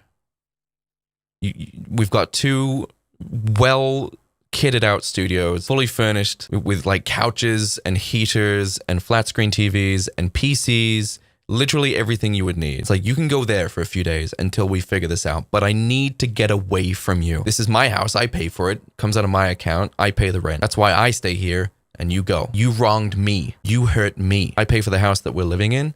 It makes sense that you go. You also have the biggest studio out of the two of us. You have way more space to go into. Was it cold? Yeah. It was winter. It was always cold. Did she have like 3 space heaters to warm herself up? Yeah. 2 or 3 friends that she can go and stay with? Yeah. Does her mom happen to have a 4-bedroom flat that she lives in by herself? Yes. All these options. She sends you updates from the coldest studio out of the 2. I did notice that she made the effort to film in the big cold one, not the small, comfortable, warm one that she was actually staying in. I don't know if she ever told you guys that, but she was living in my gaming studio that I spent a lot of money furnishing, which I couldn't use while she was living there. I was actually paying rent for 2 rooms that she was staying in, willingly. $500 for her studio, $230 for the gaming studio, so it's £730, which is about this much in dollars, just so you guys get a reference for that, a month. And then I couldn't use my gaming studio, VR studio, while she was living in there. And you should have seen the state she left it in. But, you know, as we know, that tracks. So let's get back to that night that I broke up with Kaya. So I say you have to leave, just for a few days, but I need to get away from you.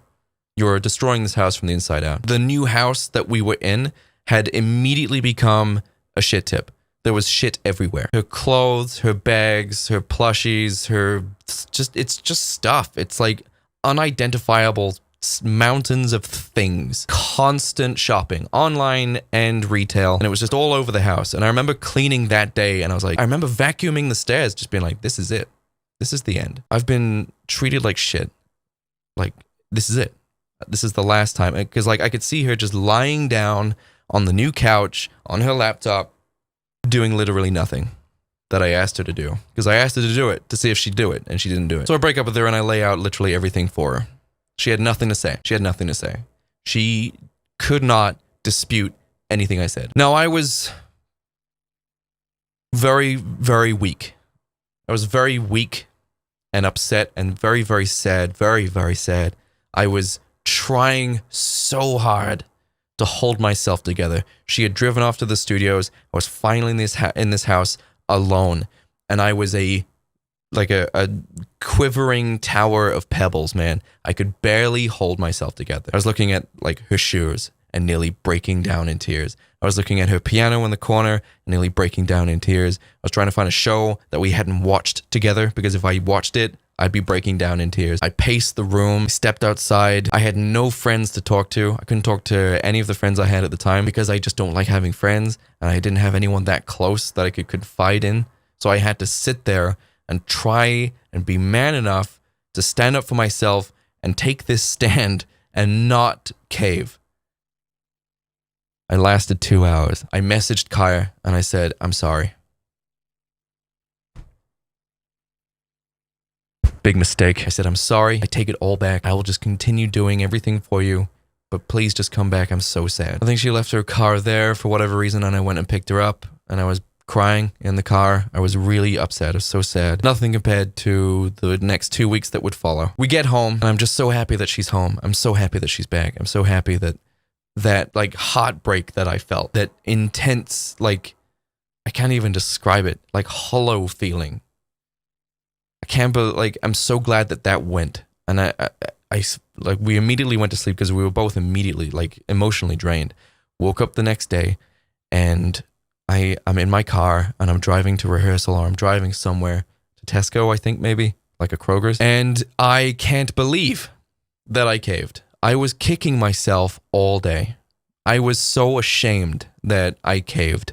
And I was just like, how could I do that after years and years of getting the determination and the courage to do that, the courage to end a shit relationship where I was being used, clearly being used. I caved and potentially started everything back up again for who knows how long this could have gone on for. So I was like, do you know what? No, don't think that. Maybe the shock of this, the fear of the fact that I was so fed up with all of these things, that I was no longer willing to argue about them anymore. They were now relationship ending problems.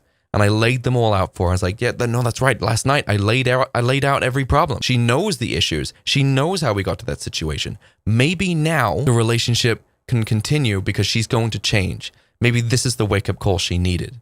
Maybe now she's like, wow, I nearly lost Jake. My heart nearly broke. Maybe I should change. Do you know what? Maybe I should let him know the stuff he could be doing for me as well. Never happened. Her belongings, her stuff that was all over the floor, in the kitchen, in the living room, everywhere, hanging off doors and chairs and tabletops. Everything that was there the night that I broke up with her and told her to leave. And before you guys go, how dare you tell her to leave? If things were the other way around and I didn't clean and I didn't have a job and she told me to leave the house, would you expect me to leave the house? Or are we just going to live in a world where this double standard is justified? So before you start thinking things are unfair, try flipping the genders. And if suddenly it seems justified, congratulations, you've just found a double standard. So think about that. If I was the one with no money and wasn't cleaning and having everything paid for and making an absolute mess of the new house that my girlfriend had got for me, and I refused to do any work and I just hung out with my friends all day, and then she came to me, was upset and was just like, this is over, get out of my house.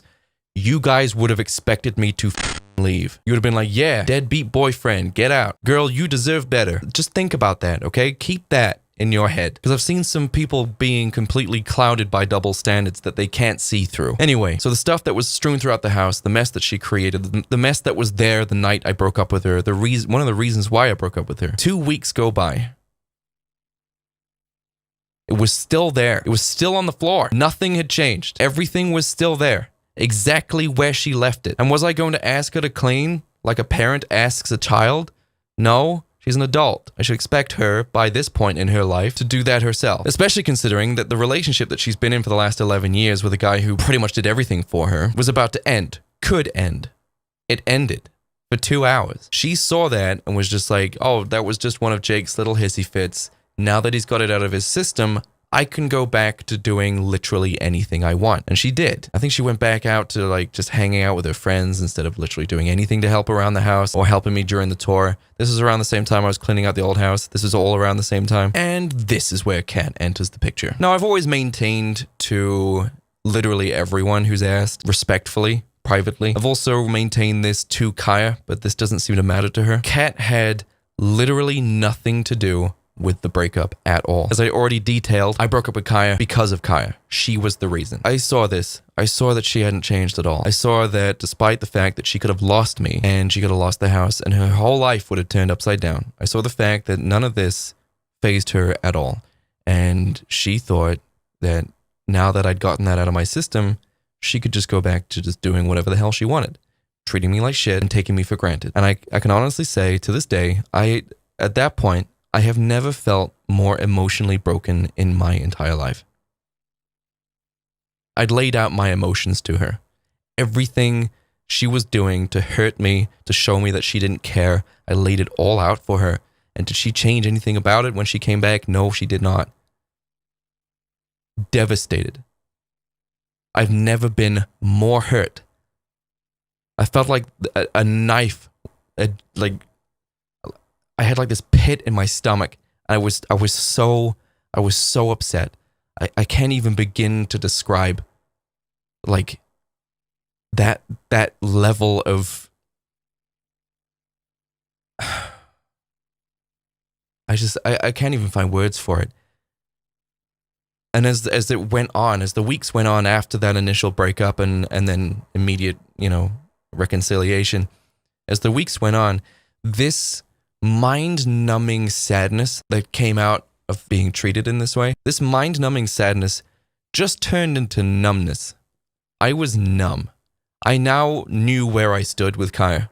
I knew where I stood. I knew where I was now. I was like, okay, I'm a bank. I'm a bank/house cleaner. That is Jake. In the world of Kaya, that is what I do. That's who I am. That's all I am.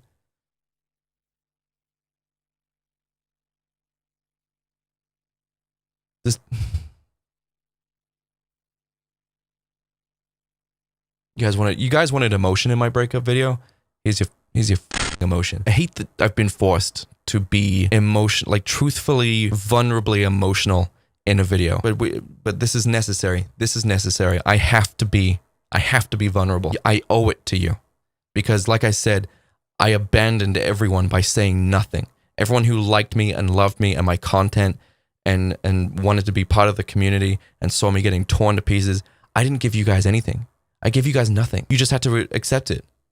You just had to listen to the abuse, have nothing to say back to it, and just leave. I'm so sorry for that. You didn't deserve that. I should have been there with you being like, this is not how it happened. But I'm going to explain this, and I have a text message to explain this too. So this mind-numbing sadness that I had, which was soul-crushing, absolutely soul-crushing, turned into numbness.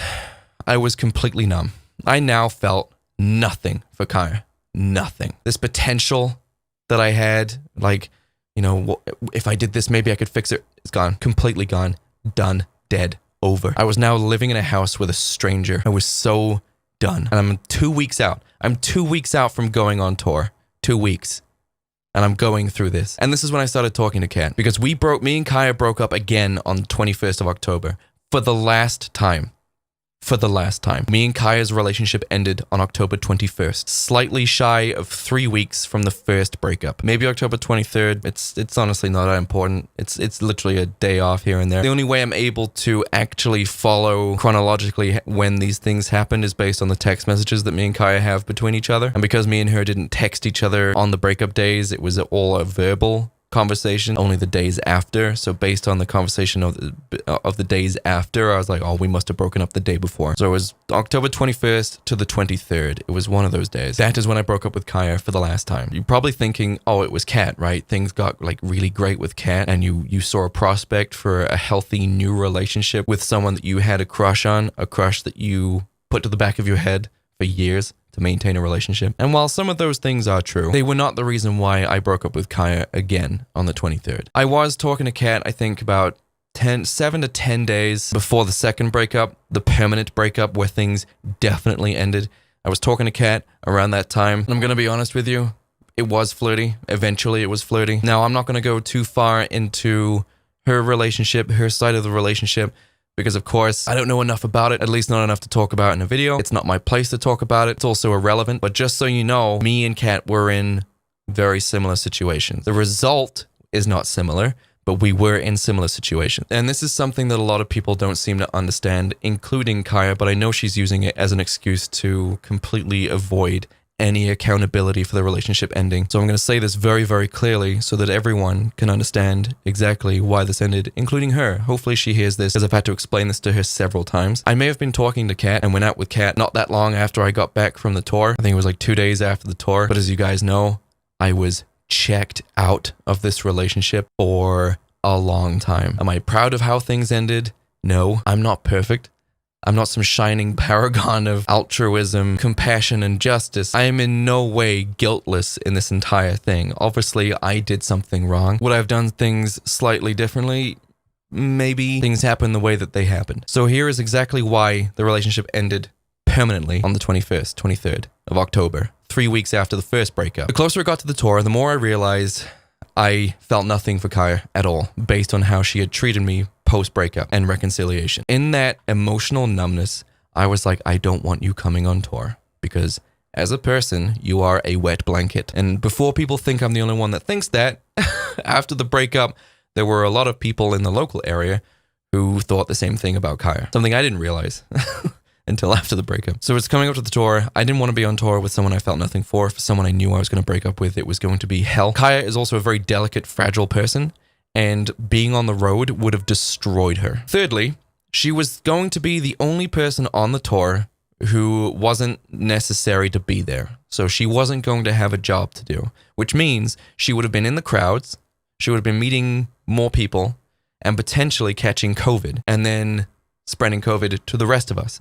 And if we got COVID, the tour is over. So having Kaya there is also now a liability. And the last reason why I didn't want her to come on tour was because her mom was sick. And I was like, well, do you know what? All of these reasons why I don't want you to come, this is another good reason. Because you can stay here and you've been talking about how your mom needs to be driven places, you can stay here and you can drive your mom places. Well, let's talk about how Kaya reacted to me giving her all of these very good reasons why she can't come on my tour. She exploded at me and made the whole thing about her. This was a very difficult situation for me to deal with. I was dealing with a tour that was stressing me out. I was dealing with a girlfriend who couldn't give less of a shit about me and yet for some reason wanted to come on the tour. I had to deal with the fact that I'd spent not only so much money on the tour, but I crashed my bike and that cost, I don't even want to say how much that cost. I was in a very, very stressful situation and it took me a long time to get the courage to tell Kaya that she can't come on the tour. And I gave her all these very reasonable points and she exploded, storming through the house, rage. She made the whole thing about her, even though I told her that it was a very difficult decision to make, with all very reasonable points. She didn't need to be on the tour. Everyone who was on the tour was necessary for the tour, and if we had anyone there who was not necessary, you were a liability to get COVID and give that to everybody else. She also would not have survived the regimen of a tour, but her FOMO led her to go absolutely insane. And that is when I was like, this is over. 100% this is over. You don't blow up at me like this. You're done. You're absolutely done. I'm in such a shitty situation. Shitty situation. I was going to wait until after the tour to break up with Kaya, but I was like, no, this is it. You don't get to rant and rave and storm around the house like an absolute toddler when I've given you very reasonable points from a very stressful situation not to come on the tour. The next day, I went to rehearsal. That night, I came back and I was like, this is done. I've explained to you already all the reasons why I don't want to be with you and why I shouldn't be with you, why we shouldn't be together. You need to leave. You need to get out. You have 2 studios that I'm paying for that you can go to. You can go there. I'm paying for your car. I will send you food money per day. I will make sure that you are supported. Live at a friend's house. Go to your mom's house.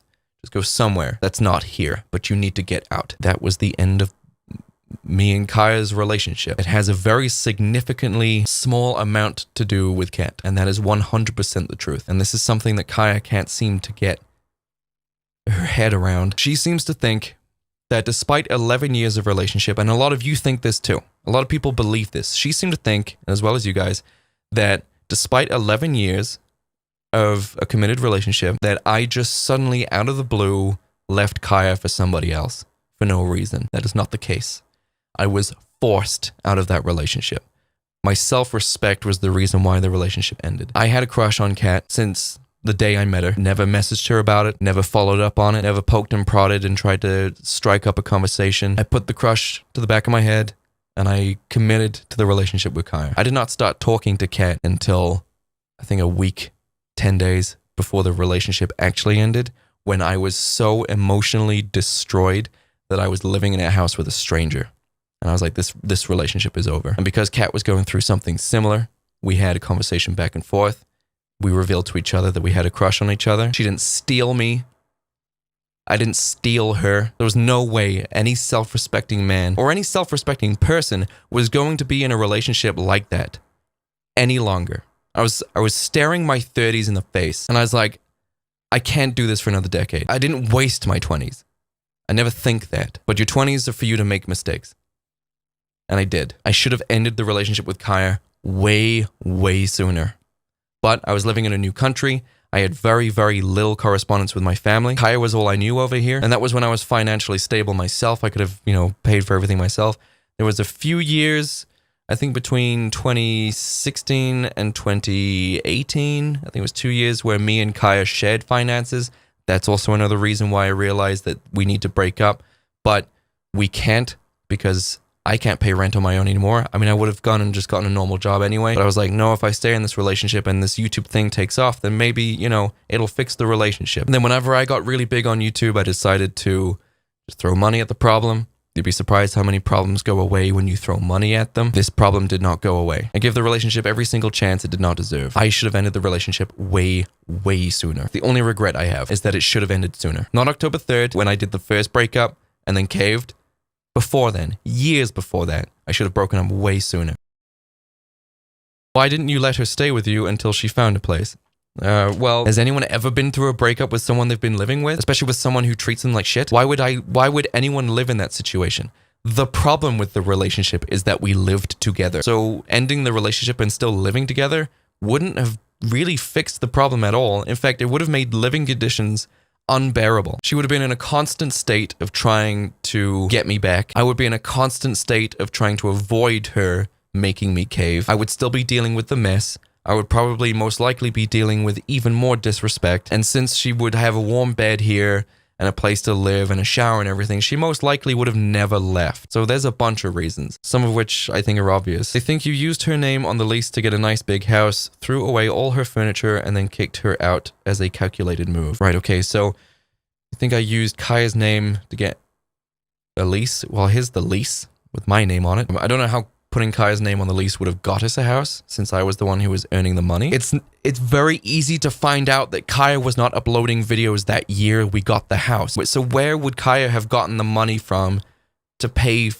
for the house? If she wasn't streaming or uploading videos, yet she was the one paying for everything, how does that make sense? Everyone could see I was doing videos and streaming and getting all these subscribers. Did that not mean anything? Did you just like do that and just ignore it completely?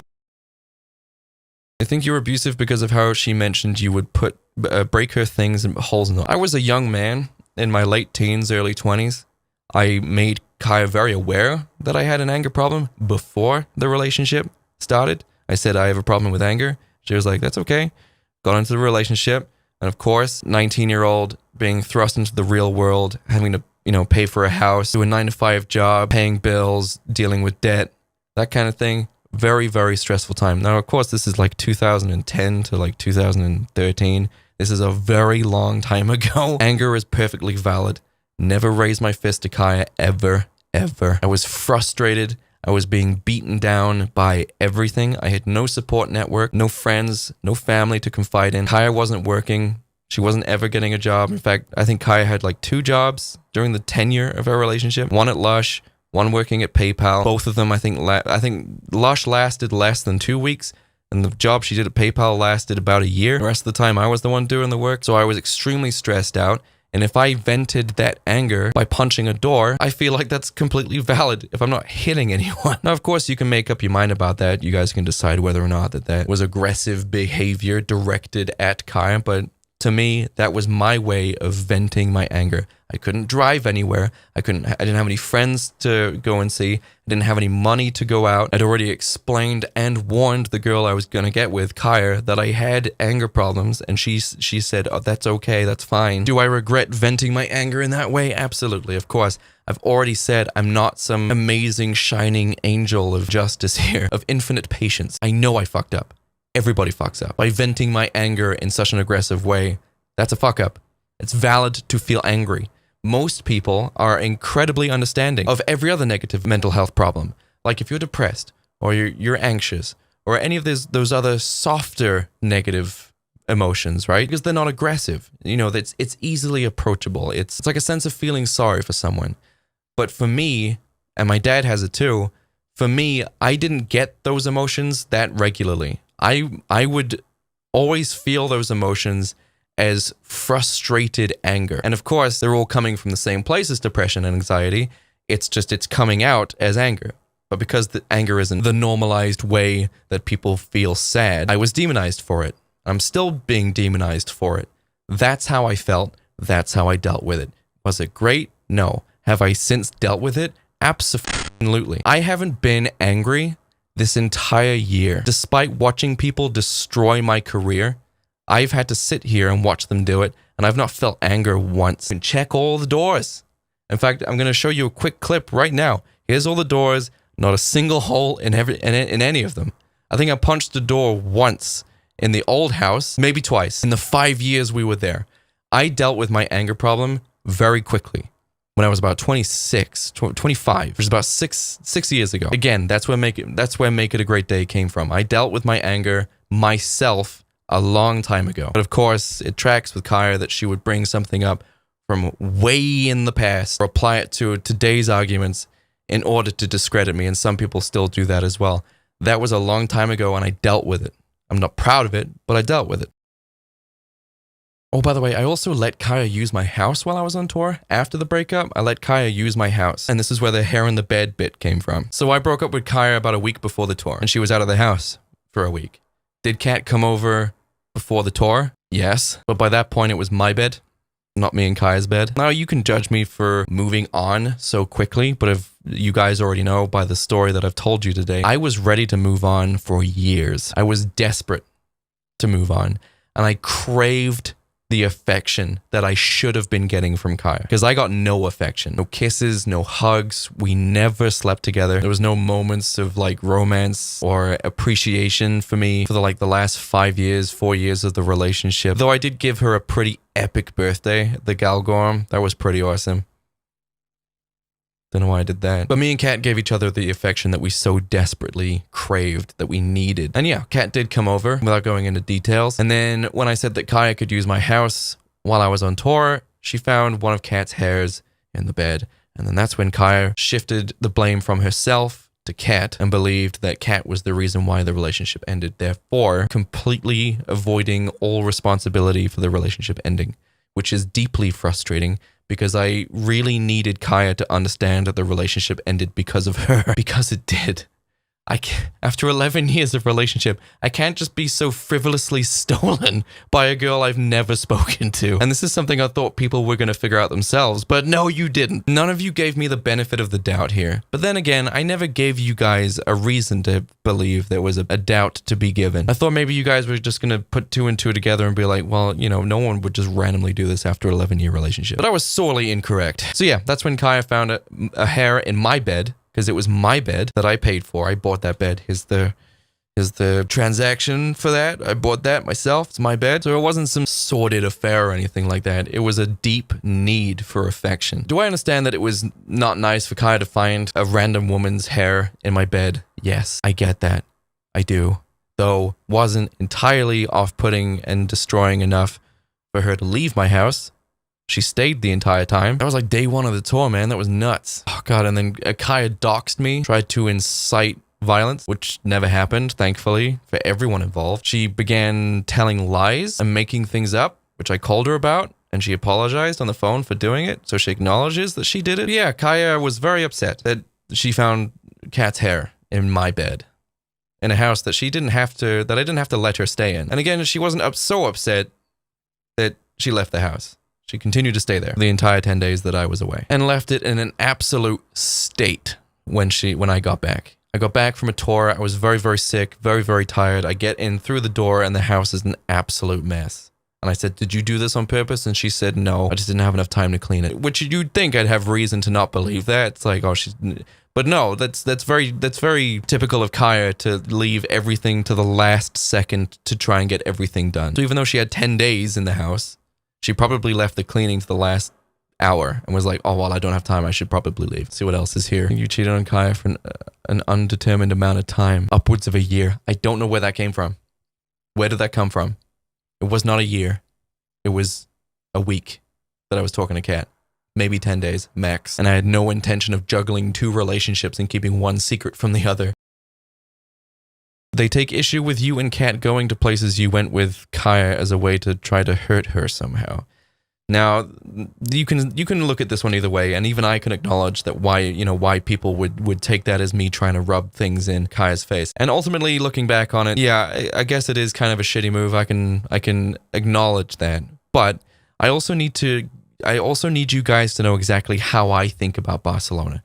Moving to Barcelona was my idea. Kaya did not want to go. It took me a very long time to convince Kaya to move to Barcelona. When me and Kaya went to Barcelona, I had a very singular experience.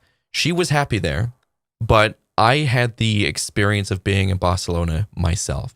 It wasn't a place that I was like, oh, this is me and Kaya's place and it'll always be that. No, I went to Barcelona and I had a very personal experience there, despite being there with Kaya. So whenever me and Kat were trying to find ways to spend, some quality time with each other, we initially went to Sleeve Donut, which is a very nice resort up in Newcastle. That's the first place we went. And then I was like, well, we can go to Barcelona because I love Barcelona. It didn't even occur to me that people might see that as me taking my new girlfriend to the place where me and my old girlfriend went, because I didn't think of Barcelona in that way. I thought of Barcelona as like, I love Barcelona. This is my place. I tried to move there. This is the place I connected with. This is the place that Kaya didn't want to come. And I've always wanted to go back, and I wanted to show Kat how amazing the city was. And now I consider Barcelona to be me and Kat's city. That's our place. But retrospectively, yes, I can absolutely see how that created problems for some people. And of course, I was so emotionally numb and so done with me and Kai's relationship, I didn't even think.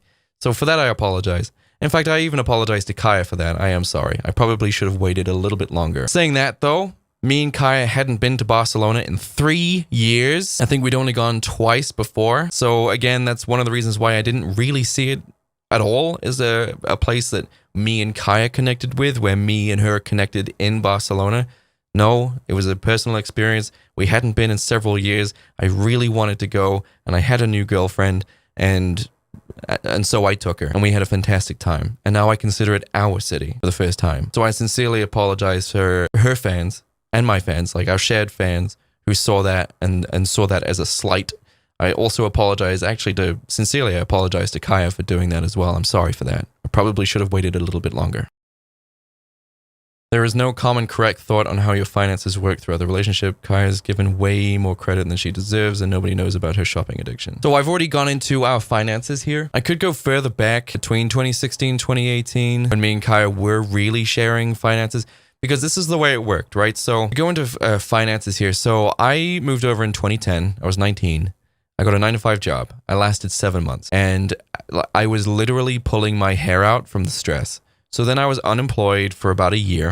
In that year, I had a great time. I wrote an album and just living off welfare. Not my proudest moment, but I was in my early 20s, 19 years old. Then I got a job working for a company called First Source. Got fired because of my anger problems. I did not like authority at all. I still obviously had a lot of growing to do. Then I worked at a door-to-door sales company. That was hell on earth. Then I finally got a job for Apple. I got a job for Apple in, I think, 2014 is when I started working for Apple. I was there. Oh, that was the best job, man. That was the best job. So you're probably wondering, Jake, how many jobs did Kaya have between 2010 and 2014? 0. She had 0 jobs, no jobs. I was the one who was always looking for work and doing the work. So I worked for Apple. And while I was working for Apple, the job was so easy. I probably shouldn't say this. I worked every day for a month because the job was so easy. I worked every day for a month, Monday to Sunday. And I earned the first huge amount of money I'd ever earned in my life. And I earned it for Christmas too. So we had a pretty decent Christmas that year. Then the second year I was working at Apple, the campaign was coming to an end. The contract that the company I was working for with Apple ended, and I was being moved to, I think, British Gas or something like that. So then I worked for British Gas for a year. And then after working for British Gas for a year, I got an even better job within the same company internally, working for a company called Veritas, which is an information security company.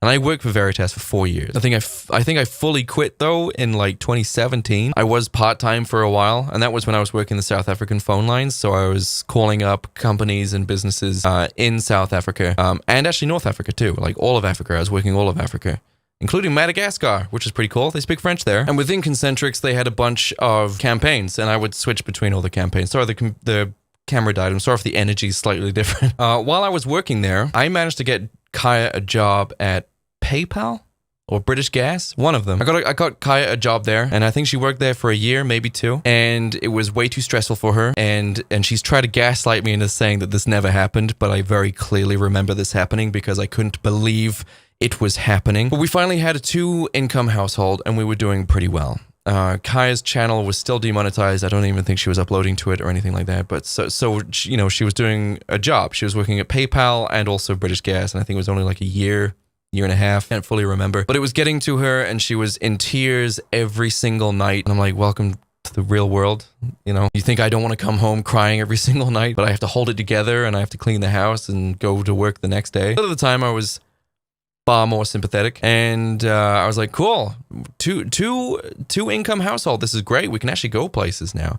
And then she didn't last very long before she was like literally crying every morning before going to work, crying every night when she got back, and couldn't enjoy the weekends because she was just like, well, I have to go back to work on Monday, so what's the point?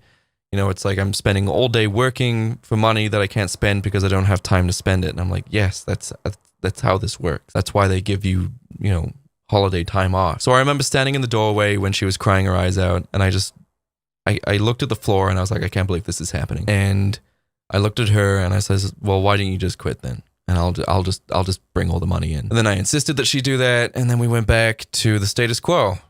I believe is the phrase for it, where she lies in bed all day on the laptop and I go to work. So there's that. And then while I was working for Concentrics, I started doing YouTube at the middle of 2014. By 2016, MAG was financially viable because I treated MAG like a business. It was starting to make money because of how I ran it and how I operated the channel so consistently. So between the years of 2014 and 2016, I never had a weekend to myself. Every single weekend was spent editing or filming. This isn't hyperbole. I'm not embellishing.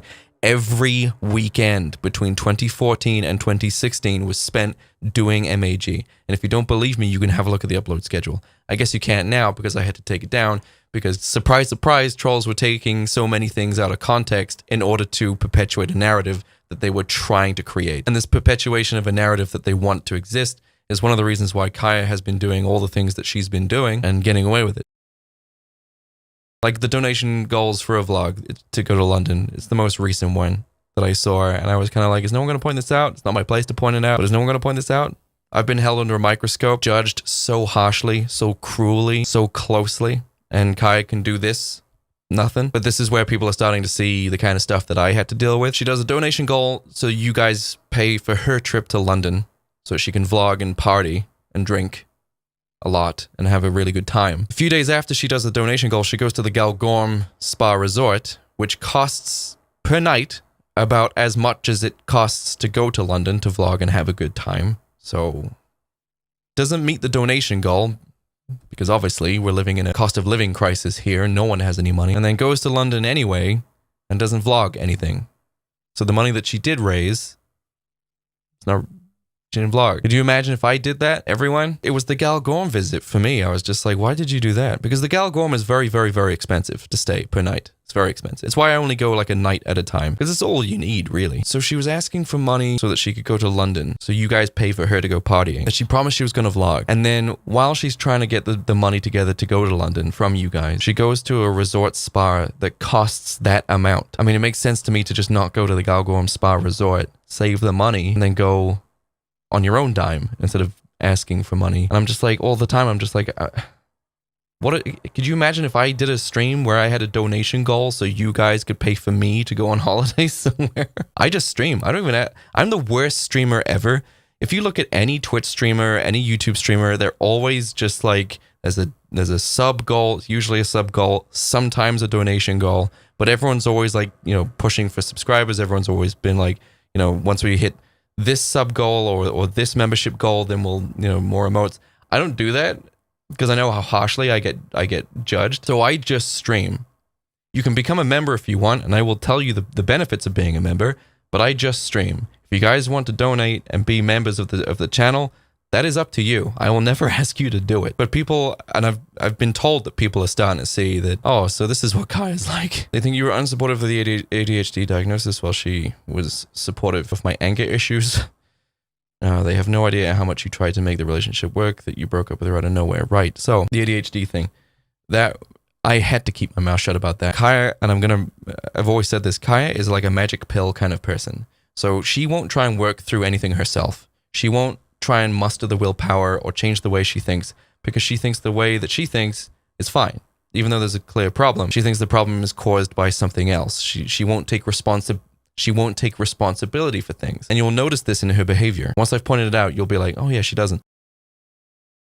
She doesn't take responsibility for things. Everything is always somebody else's fault. So she didn't clean anything, right? She never cleaned anything. She couldn't give a shit about me enough to clean anything. That's nothing to do with her. That's her ADHD. A diagnosis that she pursued quite extensively. And then she promised me that once she gets the medication for ADHD, then she's going to be better and she's going to start cleaning. And I was like, then until that day happens, I'm not going to ask you to clean again because clearly you're going through something here. So I was respectful of her ADHD before she got it diagnosed. And I was as excited as her for her to get the medication because then that meant for me, I had less work to do around the house. I was like, well, if she's off her tits on Adderall, then that's amazing. She's going to whiz around the house, keep it clean. I finish work and earn the money. We sit downstairs at the end of the day, cuddle and watch a movie. Great.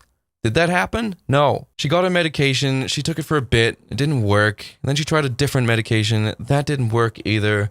And then I think she just stopped taking the meds altogether. And I was just like, what? This was meant to be a big thing. Like, you were so excited about this. You were crying the day you got the diagnosis because of how happy you were that the problem was addressed. And nothing happened. So now I was living with a girl who had ADHD, wasn't willing to do anything to fix it herself, wasn't willing to take the medication or change the medication or find the medication to fix the problem. Just that anything I ask of her now that she doesn't do, she can't do because of ADHD. And she was supportive of my anger problems, the other things that was sent to me there. No. In fact, I have never been more shameful of anything in my life other than my anger, because my anger was always seen and it was always reacted to as if I was this horrifying monster that was in the house. This terrible creature. I saw Kaya's fear of it as extremely excessive. I was like, what are you doing? I'm just a little bit annoyed. And she would walk away and leave me alone and try and distance herself away from me as much as possible until it was over. And then when it was over, I went back to normal and started cleaning everything again. And it was just like, she never dealt with it. I couldn't confide in her about it. It was just this nasty, disgusting monster that came out of me that she had villainized. And every single time I got angry, I felt disgusted in myself afterwards. Which, you know, is not healthy to feel disgusted. It's definitely good to acknowledge that being angry is not right. But then again, when it comes to depression and anxiety, and people tell you to get over it, how do you react? You're like, yeah, sure, let me just not be depressed anymore, right? So you guys get an attitude about it, because you realize that you can't just not be depressed. So whenever I tell you I got angry, and whenever I tell her how my anger was, and whenever I tell anyone else how my anger was, I'm not getting angry because I feel like it. I'm getting angry and getting these acute, like, I can't even begin to describe what it was I had, because I don't have it anymore. I've gotten over it now. But the best way I can describe it, and I've described it like this before in a video and streams, but it's like I literally want to open my skull so the pressure can get out. It's a acute and painful and intense level of rage, and it's so, and it knocks me out for the rest of the day. As soon as that anger spike goes, I am out for the rest of the day. I will sleep for the rest of the day, and I'm just done. I can't help it. I'm not doing it because I'm an asshole. I'm doing it because I can't control it. It's because things outside of my control are affecting me in ways that I can't control. And because there is no control, I lose control. It's not something I'm doing because I want to do it. It's happening to me, and I'm just along for the ride. I'm not going to be shamed. I had no control over it. It happened. I was just there. And even though anger is a very valid emotion, it's a symptom of another mental illness, one that I got semi-diagnosed. I went to a psychiatrist who believed it was actually caused by bipolar disorder. I never followed up on it. And I didn't want to take the medication for it because I was ashamed of taking the medication, of being on medication. So I decided to deal with it myself. And I did. It's gone now. I haven't got like an acute sense of rage in years. 5+ years. It's been a long time. And if you think it's been recently, or if you think I've always been that angry and I'm still that angry, then it sounds like someone is trying to take things out of context and perpetuate a narrative that doesn't exist. So I was always made to feel really shameful about my anger. I had no help with it. Kaya wasn't helping with it. I had no friends to help me with it.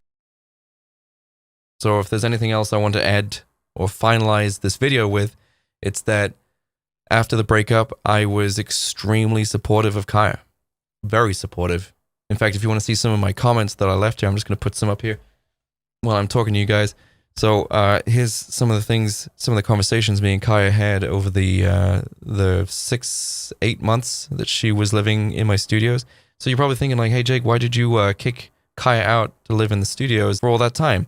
Well, I assumed Kaya was going to live with her mom. And I've already pointed this out. I assumed Kaya was going to go live with her mom. I assumed that she was going to stay in the studios for a few days, then break the news to her mom that she'd broken up. But Kaya's far too proud to do something like that. There was also 2 months, by the way, between the breakup and the breakup videos. I don't know if that changes anything.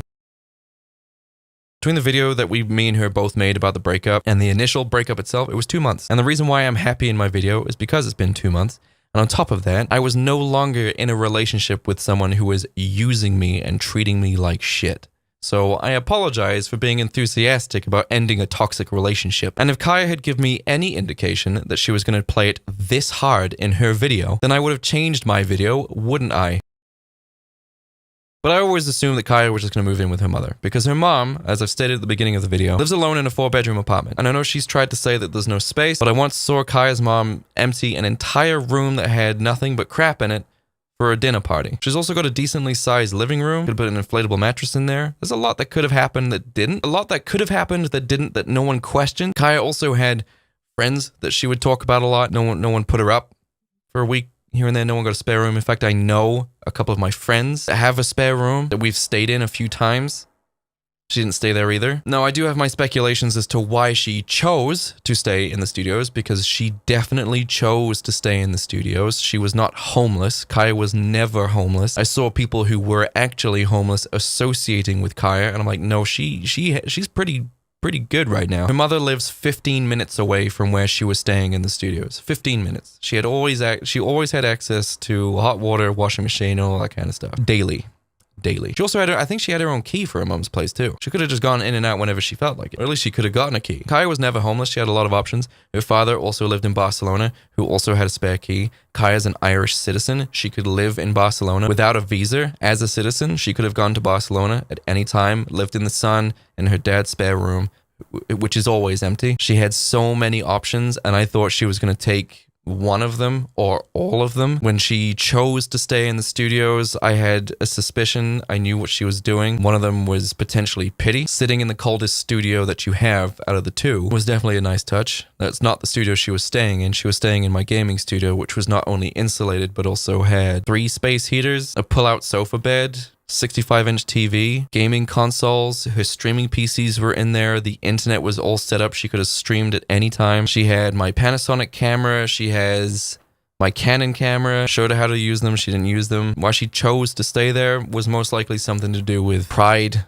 a level of independence, but she definitely chose to stay there. I think the excuse that she gave was something along the lines of not wanting to disrupt her mother, who was sick. And I think people overlook the obvious there, which is just like, right, well, if your mom is sick, wouldn't it make way more sense to live with her, to look after your mother, drive her anywhere she needs to go when she needs to be driven? Why would you choose to live separately when you could live together and look after her? Like, Kaya's mom being sick wasn't my responsibility to Kaya. That was Kaya's responsibility to her mother. And Kaya wanted to come on tour with me and not stay with her mom, who was sick, and she didn't want to move in with her mom after she was no longer allowed to live here anymore. But I've actually been homeless. Like, actually, like, living on the streets homeless. I had a hostile environment in my household when I was 15, which resulted in my mother taking my dad for everything. I put myself through the end of school, and I put myself through college. And at the time, the girlfriend I had then was also kicked out of her house by her mom, and me and her would literally sleep in like bus stops and park benches that had like roofs on them, abandoned shops. There was a place in Saundersfoot called Taggers, which is pretty cool. The back was open, and it was like 1 o'clock, 2 o'clock at night, and me and her had just finished drinking, and all our friends had gone home, and we got through the back of Taggers in Saundersfoot, and there was a big pile of diapers that was still left there, like clean, brand new diapers, and we made a massive nest out of it, and we slept in them. It was awesome. Houses under construction, so like new houses that were being built, you could sneak into the building site during the night, and you could sleep in there. The old cricket club in Saundersfoot as well, we slept in there. The window was left open, and we just slept on the floor. That's homelessness, or at least that's the homelessness that I've experienced. Kaya living in 2 studios that were paid for, and she was ordering food every day. I don't think she realizes that my app was hooked up to her app. I don't know why that was the case. She was like ordering food every day. Like, she was spending at least $50 a day, like just ordering food to the studio. She had food, plenty of food. There's still more. Right, so there's another one where it's like, people think I was keeping her stuff. And I said I was going to talk about this later. Right. So people think I was keeping her stuff hostage and she couldn't get to it because she worded it in such a way and then didn't rectify it when I pointed that out. Again, it's a tactic. Whenever me and Kaya moved out of the old house, we took the stuff that we actually wanted to keep, and instead of putting it into this house immediately, it was not stuff we actually needed straight away. So I put it in my bike garage that I share with Gaz. And all of our stuff was stored there for a time. Kaya was always welcome to it. But of course, because she chose to live in these studios, she had no reason to take it because, you know, it's not a house. But she always had access to it. So let's fast forward to, I think, end of May. So she gets her own place, and I'm expecting a call any moment now for her to come and get her own stuff. So she shows up on the day with just her car. And I'm like, where's the van? She's like, oh, I'm not getting a van. I'm just sorting through it today. So I let her in. She goes upstairs, looks in 2, maybe 3 boxes. And I know it was only 1, maybe 2 boxes, actually. Now that I think about it, I know it was only that many because She looked in one of the boxes and was like, oh, all our stuff is mixed together. I'll have to come back later and organize it. And I was like, okay, when is that? She's like, well, I don't know yet. Then she leaves and never calls for it again. And then I say, you need to come get your stuff. And she's like, is it organized? And I said, yes. I went through all of it and I've separated your stuff from my stuff. Guess how many of our boxes was actually mixed? One box. She looked in one box, realized the stuff was mixed, couldn't be bothered to arrange the stuff, and then left and never came back for it. Until I said, you need to come get your stuff. This is not a free storage lot. So I arranged it for her. In fact, me and Kat arranged it for her, separated everything out for her, and then she came and got it. I took the majority of it downstairs for her, loaded the majority of it in the van for her. She didn't have 80 pounds or $80 in cash, so I gave her $80 in cash so she could pay the van driver. Ty did send me the 80 quid later, the $80 later, so that's fine. I'm just telling you everything I did for her. Then she goes online and says, finally got the stuff back from the ex, right? Knowing full well exactly what the narrative is on that I'm keeping it hostage, that she was waiting to get it. And I said no. So she perpetuated that narrative, didn't clear it up at all. In fact, made it worse. Then goes on stream or in a video and says like, oh, I'm just going to leave my scooter there. Again, I'm not a free storage lot. I said, come get your scooter. So she arrives and I lift the scooter up, spin it around and load it into the van and even show the guys how to strap it down so that it doesn't move. And she drives away. So that's all of her stuff organized and all of her stuff gone in from the bike studio. Great. And then I go through my boxes and I realize that my gaming laptop and my Canon 80D are missing. I'm like, oh, I thought I had these. So then I call Kaya, no answer. I message Kaya, no answer, didn't even see it. So I'm like, she's blocked me on everything. How mature. So I'm just like, right, so I don't want to talk to her. I just want her to know that I just want my stuff back. It's just two things. My Canon 80D, which is mine, and my gaming laptop, which is mine. They were not gifts, they are mine. And if you don't think they're mine, here's the receipts form with my name on it. This is mine. I bought this stuff. So then I'm trying to message her on everything. If I can at least see that she has seen me trying to contact her and has ignored it, then I can go to a solicitor or a lawyer, as Americans call it, and I can get my stuff back that way. So I try and call several times throughout the day thinking maybe that she'll eventually pick up. I message her on Discord, no indication that she's seen it. I message her on WhatsApp, no indication that she's seen it. I message her on Instagram and Twitter. I've been blocked, she can't see it. So I just need to know that she has at least seen me trying to reach out to her so I can get my stuff back. Next thing I know, the police are knocking at my door because Kaya has called the police on me for harassment. So despite me giving every single thing that she owned back to her, that she could have gotten any time,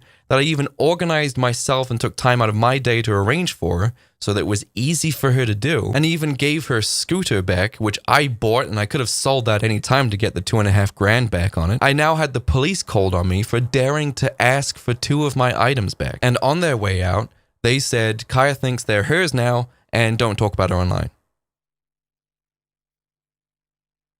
You'll be happy to know that I've got a solicitor involved. I will be getting that stuff back. I'm not going to let that go. All Kaya had to do was just give my laptop and my camera back.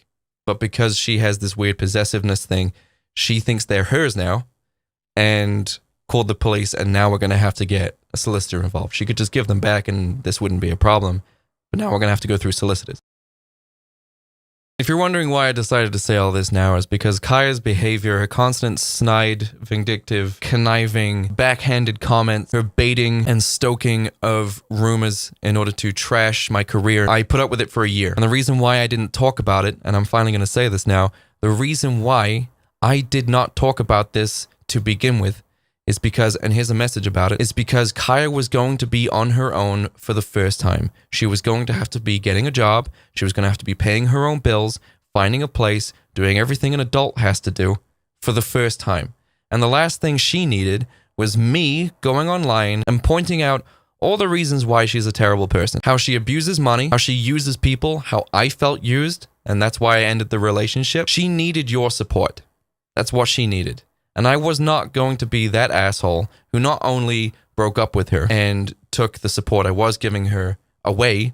In fact, I was still giving her money for months. The conversations we had while she was living in the studios, asking if there's anything I could do, if I could help her find a house, if I could pay for a vacation for her to go somewhere for a couple of weeks so that she can just get out of the studios. I think that might have been a phone call, but I'll see if it's in the text. I offered to pay for her to fly to Barcelona so that she could live with her dad for a few weeks while she gets on her feet.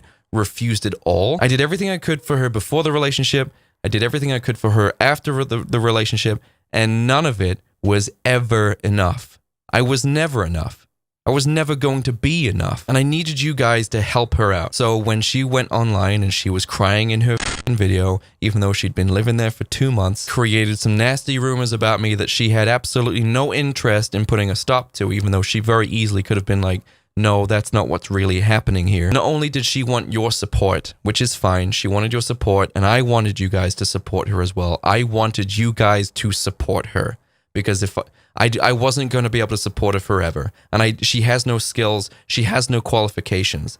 She didn't finish college. She finished high school, and that's it. I don't know what job she could have gone to do. She had no experience. She's barely worked. So I was like, right, so YouTube is literally her only option. So I'm going to keep my mouth shut while you guys and her create this supportive network. But that was not enough. Instead, what happened was, not only did she want to get money and get success and views by trashing my ass in the most passive-aggressive way you could possibly imagine, and her fans have gaslit the hell out of me about it, is one such example of being gaslit. Not only did she want the success of the views and the money, but she also wanted at the same time to destroy mine. It wasn't enough that she could succeed and be her own person. She also had to take my career down.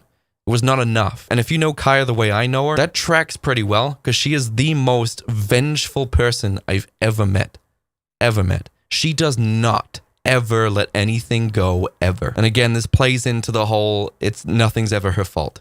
It's never her fault. She never messes up, and if there is a problem, it's because it's someone else's fault. Someone else is responsible. She won't take responsibility for the relationship ending. She won't take responsibility for how I was treated. And until she does, I don't think she's ever going to get over it. I think she's always going to be angry, because she's not sad.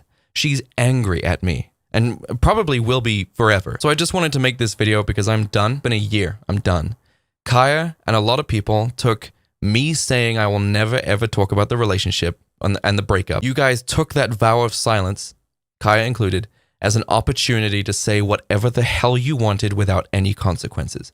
But that's not going to happen now. If anyone has any baseless shit that they want to fling, I'm going to respond to it. I gave Kaya a year. You have given her thousands and thousands and thousands of dollars of free money, Patreon money, not money she's earned, money she was given. You've given her hundreds of dollars, perhaps thousands of dollars of free Amazon stuff from her wish list. Could you imagine if I had one of those? She has her own house now. She has her strange group of friends that she drinks with, I think, every weekend. She's going to London. She's going to the Galgorm, again, with the money that she was given, not the money she earned. She's not been posting enough in order to earn the kind of money that would facilitate that. Yeah, it's been a year, and I realized that keeping my mouth shut for a year was more than enough time. For example, if at the end of this year, I saw that Kaya was over it, right? She got her own place, she's starting to upload, and she's got her own career, and everything's fine, and she was just like, yeah, okay, so about these rumors that benefited me at the beginning of the breakup, they weren't strictly true, or there are aspects that you're missing. Let me just clear that up, because there's no bad blood between me and Jake, and let's just move on. If that had happened, this video wouldn't be happening. But right up until even a few days ago, I'm still being shat on and attacked and antagonized and demonized, and I've had it. I'm done. I worked way too hard to achieve what I achieved on this platform. I tried my absolute best in order to provide a positive and supportive community here on YouTube, and it still exists today. I uploaded as much as I could. I filmed when I didn't want to film. I streamed when I didn't want to stream for longer than I should have been streaming. I worked longer, late nights than I should have been working, but we were all going through a lockdown. As a human being on this planet, I knew how awful it was to be in lockdown, and I was like, this is why I became a YouTuber, to be there for people. I told you that back in 2014. I watched Game Grumps from 2012 till 2013. They got me through the worst depression of my life. I got my album finished, and then I started work. And it's all because their videos every single day were getting me through the depression and the chatter in my head constantly. Not Kaya, YouTube. I had no mental support. YouTube got me through that. So whenever I got my own money and I had a job, I was like, I'm going to start doing a YouTube channel because I want to be there for other people the way that Game Grumps were there for me when I absolutely needed them to be there for me. And no one would have been more desperate for content, consistent content, than they would have been during lockdown. So I worked my ass off to be there for all of you. There was a Discord where someone said a really nasty rumor, and I've emailed them about it. And if they could get back to me, that'd be fantastic. But there was this big Discord that was filled with, you know, a really amazing, well, at least at first, it was filled with a really nice community. It wasn't so much towards the end. But even they started spreading nasty rumors about me during the dog pile. Nasty, baseless, disgusting rumors. And if I could get access to that conversation, then you people would know exactly what happened. But just to put the record straight about the old Discord and the OnlyFans controversy that happened, I think someone said, like, I exposed a Discord of minors to my OnlyFans, which doesn't make any sense because I'm pretty sure I hadn't even started OnlyFans by the time I lost access to that Discord. Secondly, the conversation I had with the moderator was, hey, I want to ask for ideas for the kind of content that they want to see in OnlyFans. Can you promise an 18-only members channel so that we can discuss such matters? They said they can make an 18-plus membership channel, but they can't guarantee that only 18-plus-year-olds will be in there. And I said, that's not good enough. Then I won't do it. That's where that ended. I never, ever, ever exposed minors to my OnlyFans. My OnlyFans is not only behind an expensive paywall, it is also behind age verification through OnlyFans. Why the hell would I be posting free OnlyFans pictures in an unmoderated channel? It was a baseless, disgusting rumor, and I'm pretty sure I know who did it, and I sent you an email stating that what you have done is slander, and if you could email me back either saying that you'll offer a video apology or your lawyer's contact details, that'd be great.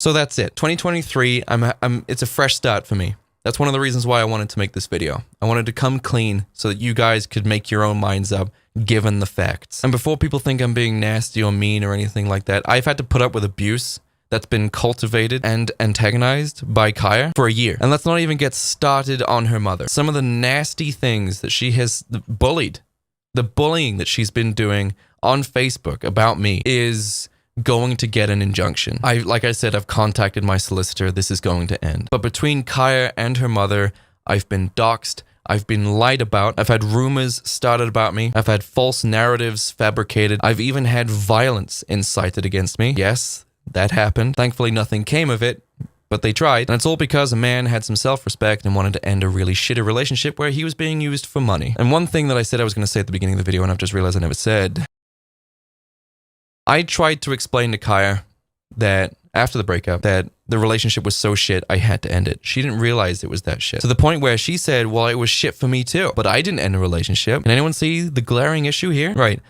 So if you thought the relationship was bad, and I thought the relationship was bad, but I thought it was so bad that I had to end the relationship, doesn't that mean that the relationship was worse for me? It wasn't equally bad for both of us, and I was too weak to stay in it. It just means I had the worst end of the stick there. The shit-covered end. She also messed up hugely, and I wish I had recorded this, man. I really do. She also messed up quite significantly by saying that she wanted to break up with me around 2016, but she couldn't because she knew that we were sharing finances, and I would not have been able to afford the rent on my own. Can anyone see the issue with that immediately? Need some help? Okay. First of all, I would have just gotten a job and paid for rent anyway, so it doesn't really matter. She could have just broken up with me, saved all of us a lot of time. Secondly, whenever we were no longer financially reliant on each other, when I was the one making the money every single month, every single year for like 3 years, what happened to that desire to end the relationship? If she wanted to end the relationship but couldn't purely because she didn't want me to not have the ability to pay rent, which wouldn't have been a problem, I would have just gotten a job. Why is it that whenever I started making money and she no longer had to help with the monthly expenses, why did she now suddenly want the relationship to continue? Anyone figure this out? Because it was very obvious for me straight away. Now you could argue it's like, oh, maybe she fell in love with you all over again. No, because she never touched me. Never made it known that I was appreciated. Never said thank you for anything. That's another thing. Actually, whenever I organized all of her stuff and helped load it and pretty much did all of the loading into the van, and I separated all of her stuff and all that kind of stuff, she left without saying thank you. completely. No thank you at all. Thank you did not leave her mouth. I separated all of her stuff, moved all of it to another room, and if you think it's an insignificant amount of stuff, here's a picture of it. It's like half a room. That's a big room. It was a lot of stuff. It took us ages to separate that out, and she didn't say thank you at all, ever. So yeah, you could argue that, you know, she fell in love with me all over again and found a new appreciation for me. Around the same time I started making a lot of money. That was the conversation that we had post-breakup that made me realize that I was absolutely 100% being used for money. I'd always had my suspicions, but I always gave her the benefit of the doubt. That conversation, however, I don't think she realized she made that mistake. But yeah, I'm done. If you guys still continue to hate me even more intensely than before, then feel free to do so. I get that my mere existence for some people is enough to piss them off. I get that. That's fine. It just means don't watch me then, because watching me anyway is kind of really sad if you did that. I'm not trying to win anyone back. I'm not trying to demonize Kaya, even though it definitely sounds like that's what I've done. But you guys wanted the facts. There's the fucking fact. I was forced, crushed, humiliated, and destroyed into ending that relationship. It was a relationship of loneliness, toxicity, point scoring with one another, an endless cycle of arguments. Oh my god. And then Kaya wanted me to be all affectionate in Instagram posts and stuff like that. Jesus Christ. Because she wanted you to think that everything was cool and we're like the ultimate relationship. Like, come on, man. And like I was using Kaya for clout and stuff like that. Like, how many times do I appear on Kaya's channel? How many times has she ever really shouted me out? And on the days that she did shout me out, did anyone actually ever see any real increase in my traffic to my channel? And whose idea do you think it was to collaborate on my channel? Because it wasn't mine. It was Kaya's idea. We collaborated those 2 times, and then she was begging me to collaborate again because she wanted subscribers. And I was like, yeah, sure, eventually. But I really didn't want to collaborate with her again. And do you know why? It's because she was trying to use me to ignite her own career again. But the 2 times that we did collaborate, she didn't bother to upload anything. So I'm like, what's the point in collaborating and telling people to go to your channel? Because you don't upload. Ever. As far as I know, she still doesn't really upload. She's doing to you what she did to me. She only ever shows up when she needs money or something from you. You give it to her, she disappears. She comes back when it runs out. You guys gave her thousands and thousands of dollars worth of Patreon money. She'll go out and spend it, and then she'll come back and do a video and stream asking for more with some sort of pity story about how she needs a donation goal to go out. And I'm so sick of people just ignoring it, all the while jumping to ridiculous conclusions and making wild assumptions about my life based on one birthday vlog. For example, people think I'm an alcoholic because I went on holiday on my birthday and drank a lot. In fact, not even that much, to be perfectly honest. Me and Kat both have professional jobs. We co-parent a child. We both drive. We have friends, social circles, and projects that are all running at all times of the day. We do not have the kind of time to be drunks. We don't have the kind of time to just sit in the house and drink alcohol all day, okay? Do you see the kind of assumptions and the narratives that people have been trying to push, trying to fabricate based on the smallest inkling of suggestion? It was a birthday vlog. It was a birthday vlog. I'm going to drink on my birthday in a city that is known for partying. Calm down, Karen. Anyway, guys, that's it.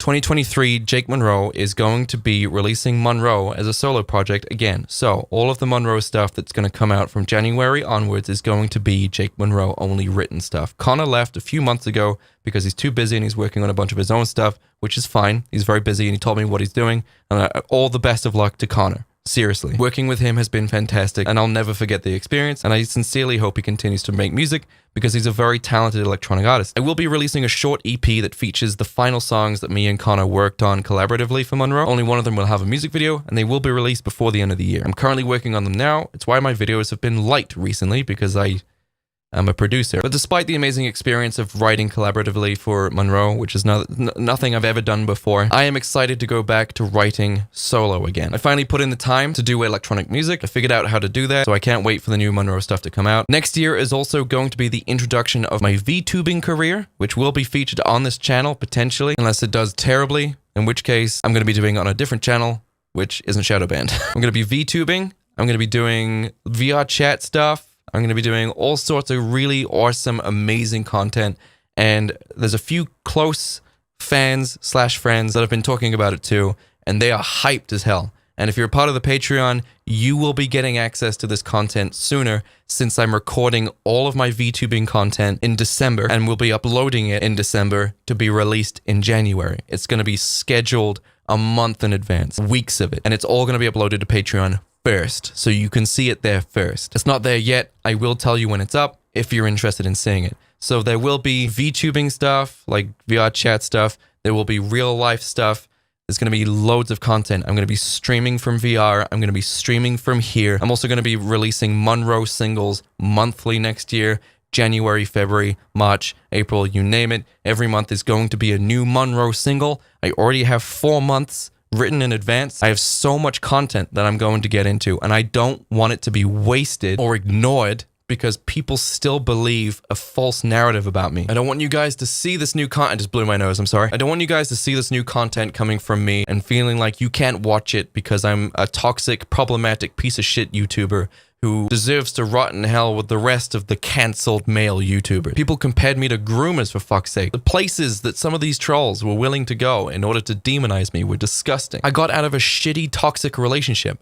That's all I did. And I should have explained better that that's all I did. I gave Kaya way more money than I should have before the breakup and after the breakup. I was supportive right up until, geez, like a few months ago. She was taking my money, living in my spaces, all the while shit talking me online. If that's not a good example of complete, utter disrespect for the other person, then I don't know what is. Anyway, guys, I'm excited for the future. I'm excited for the future of content on this channel. I'm excited for the next year. Thank you for coming to this video, which did not need to be made, but because of some people's stubbornness, but I've been forced to do so. I might do a secondary video. If anyone wants to ask any questions down in the comments section, respectably, don't word it like an asshole, or I'm not gonna listen to it. So if you want to ask questions, respectable questions, then I will potentially make another video going even further into certain aspects, but I need you to know I'm only gonna go so far.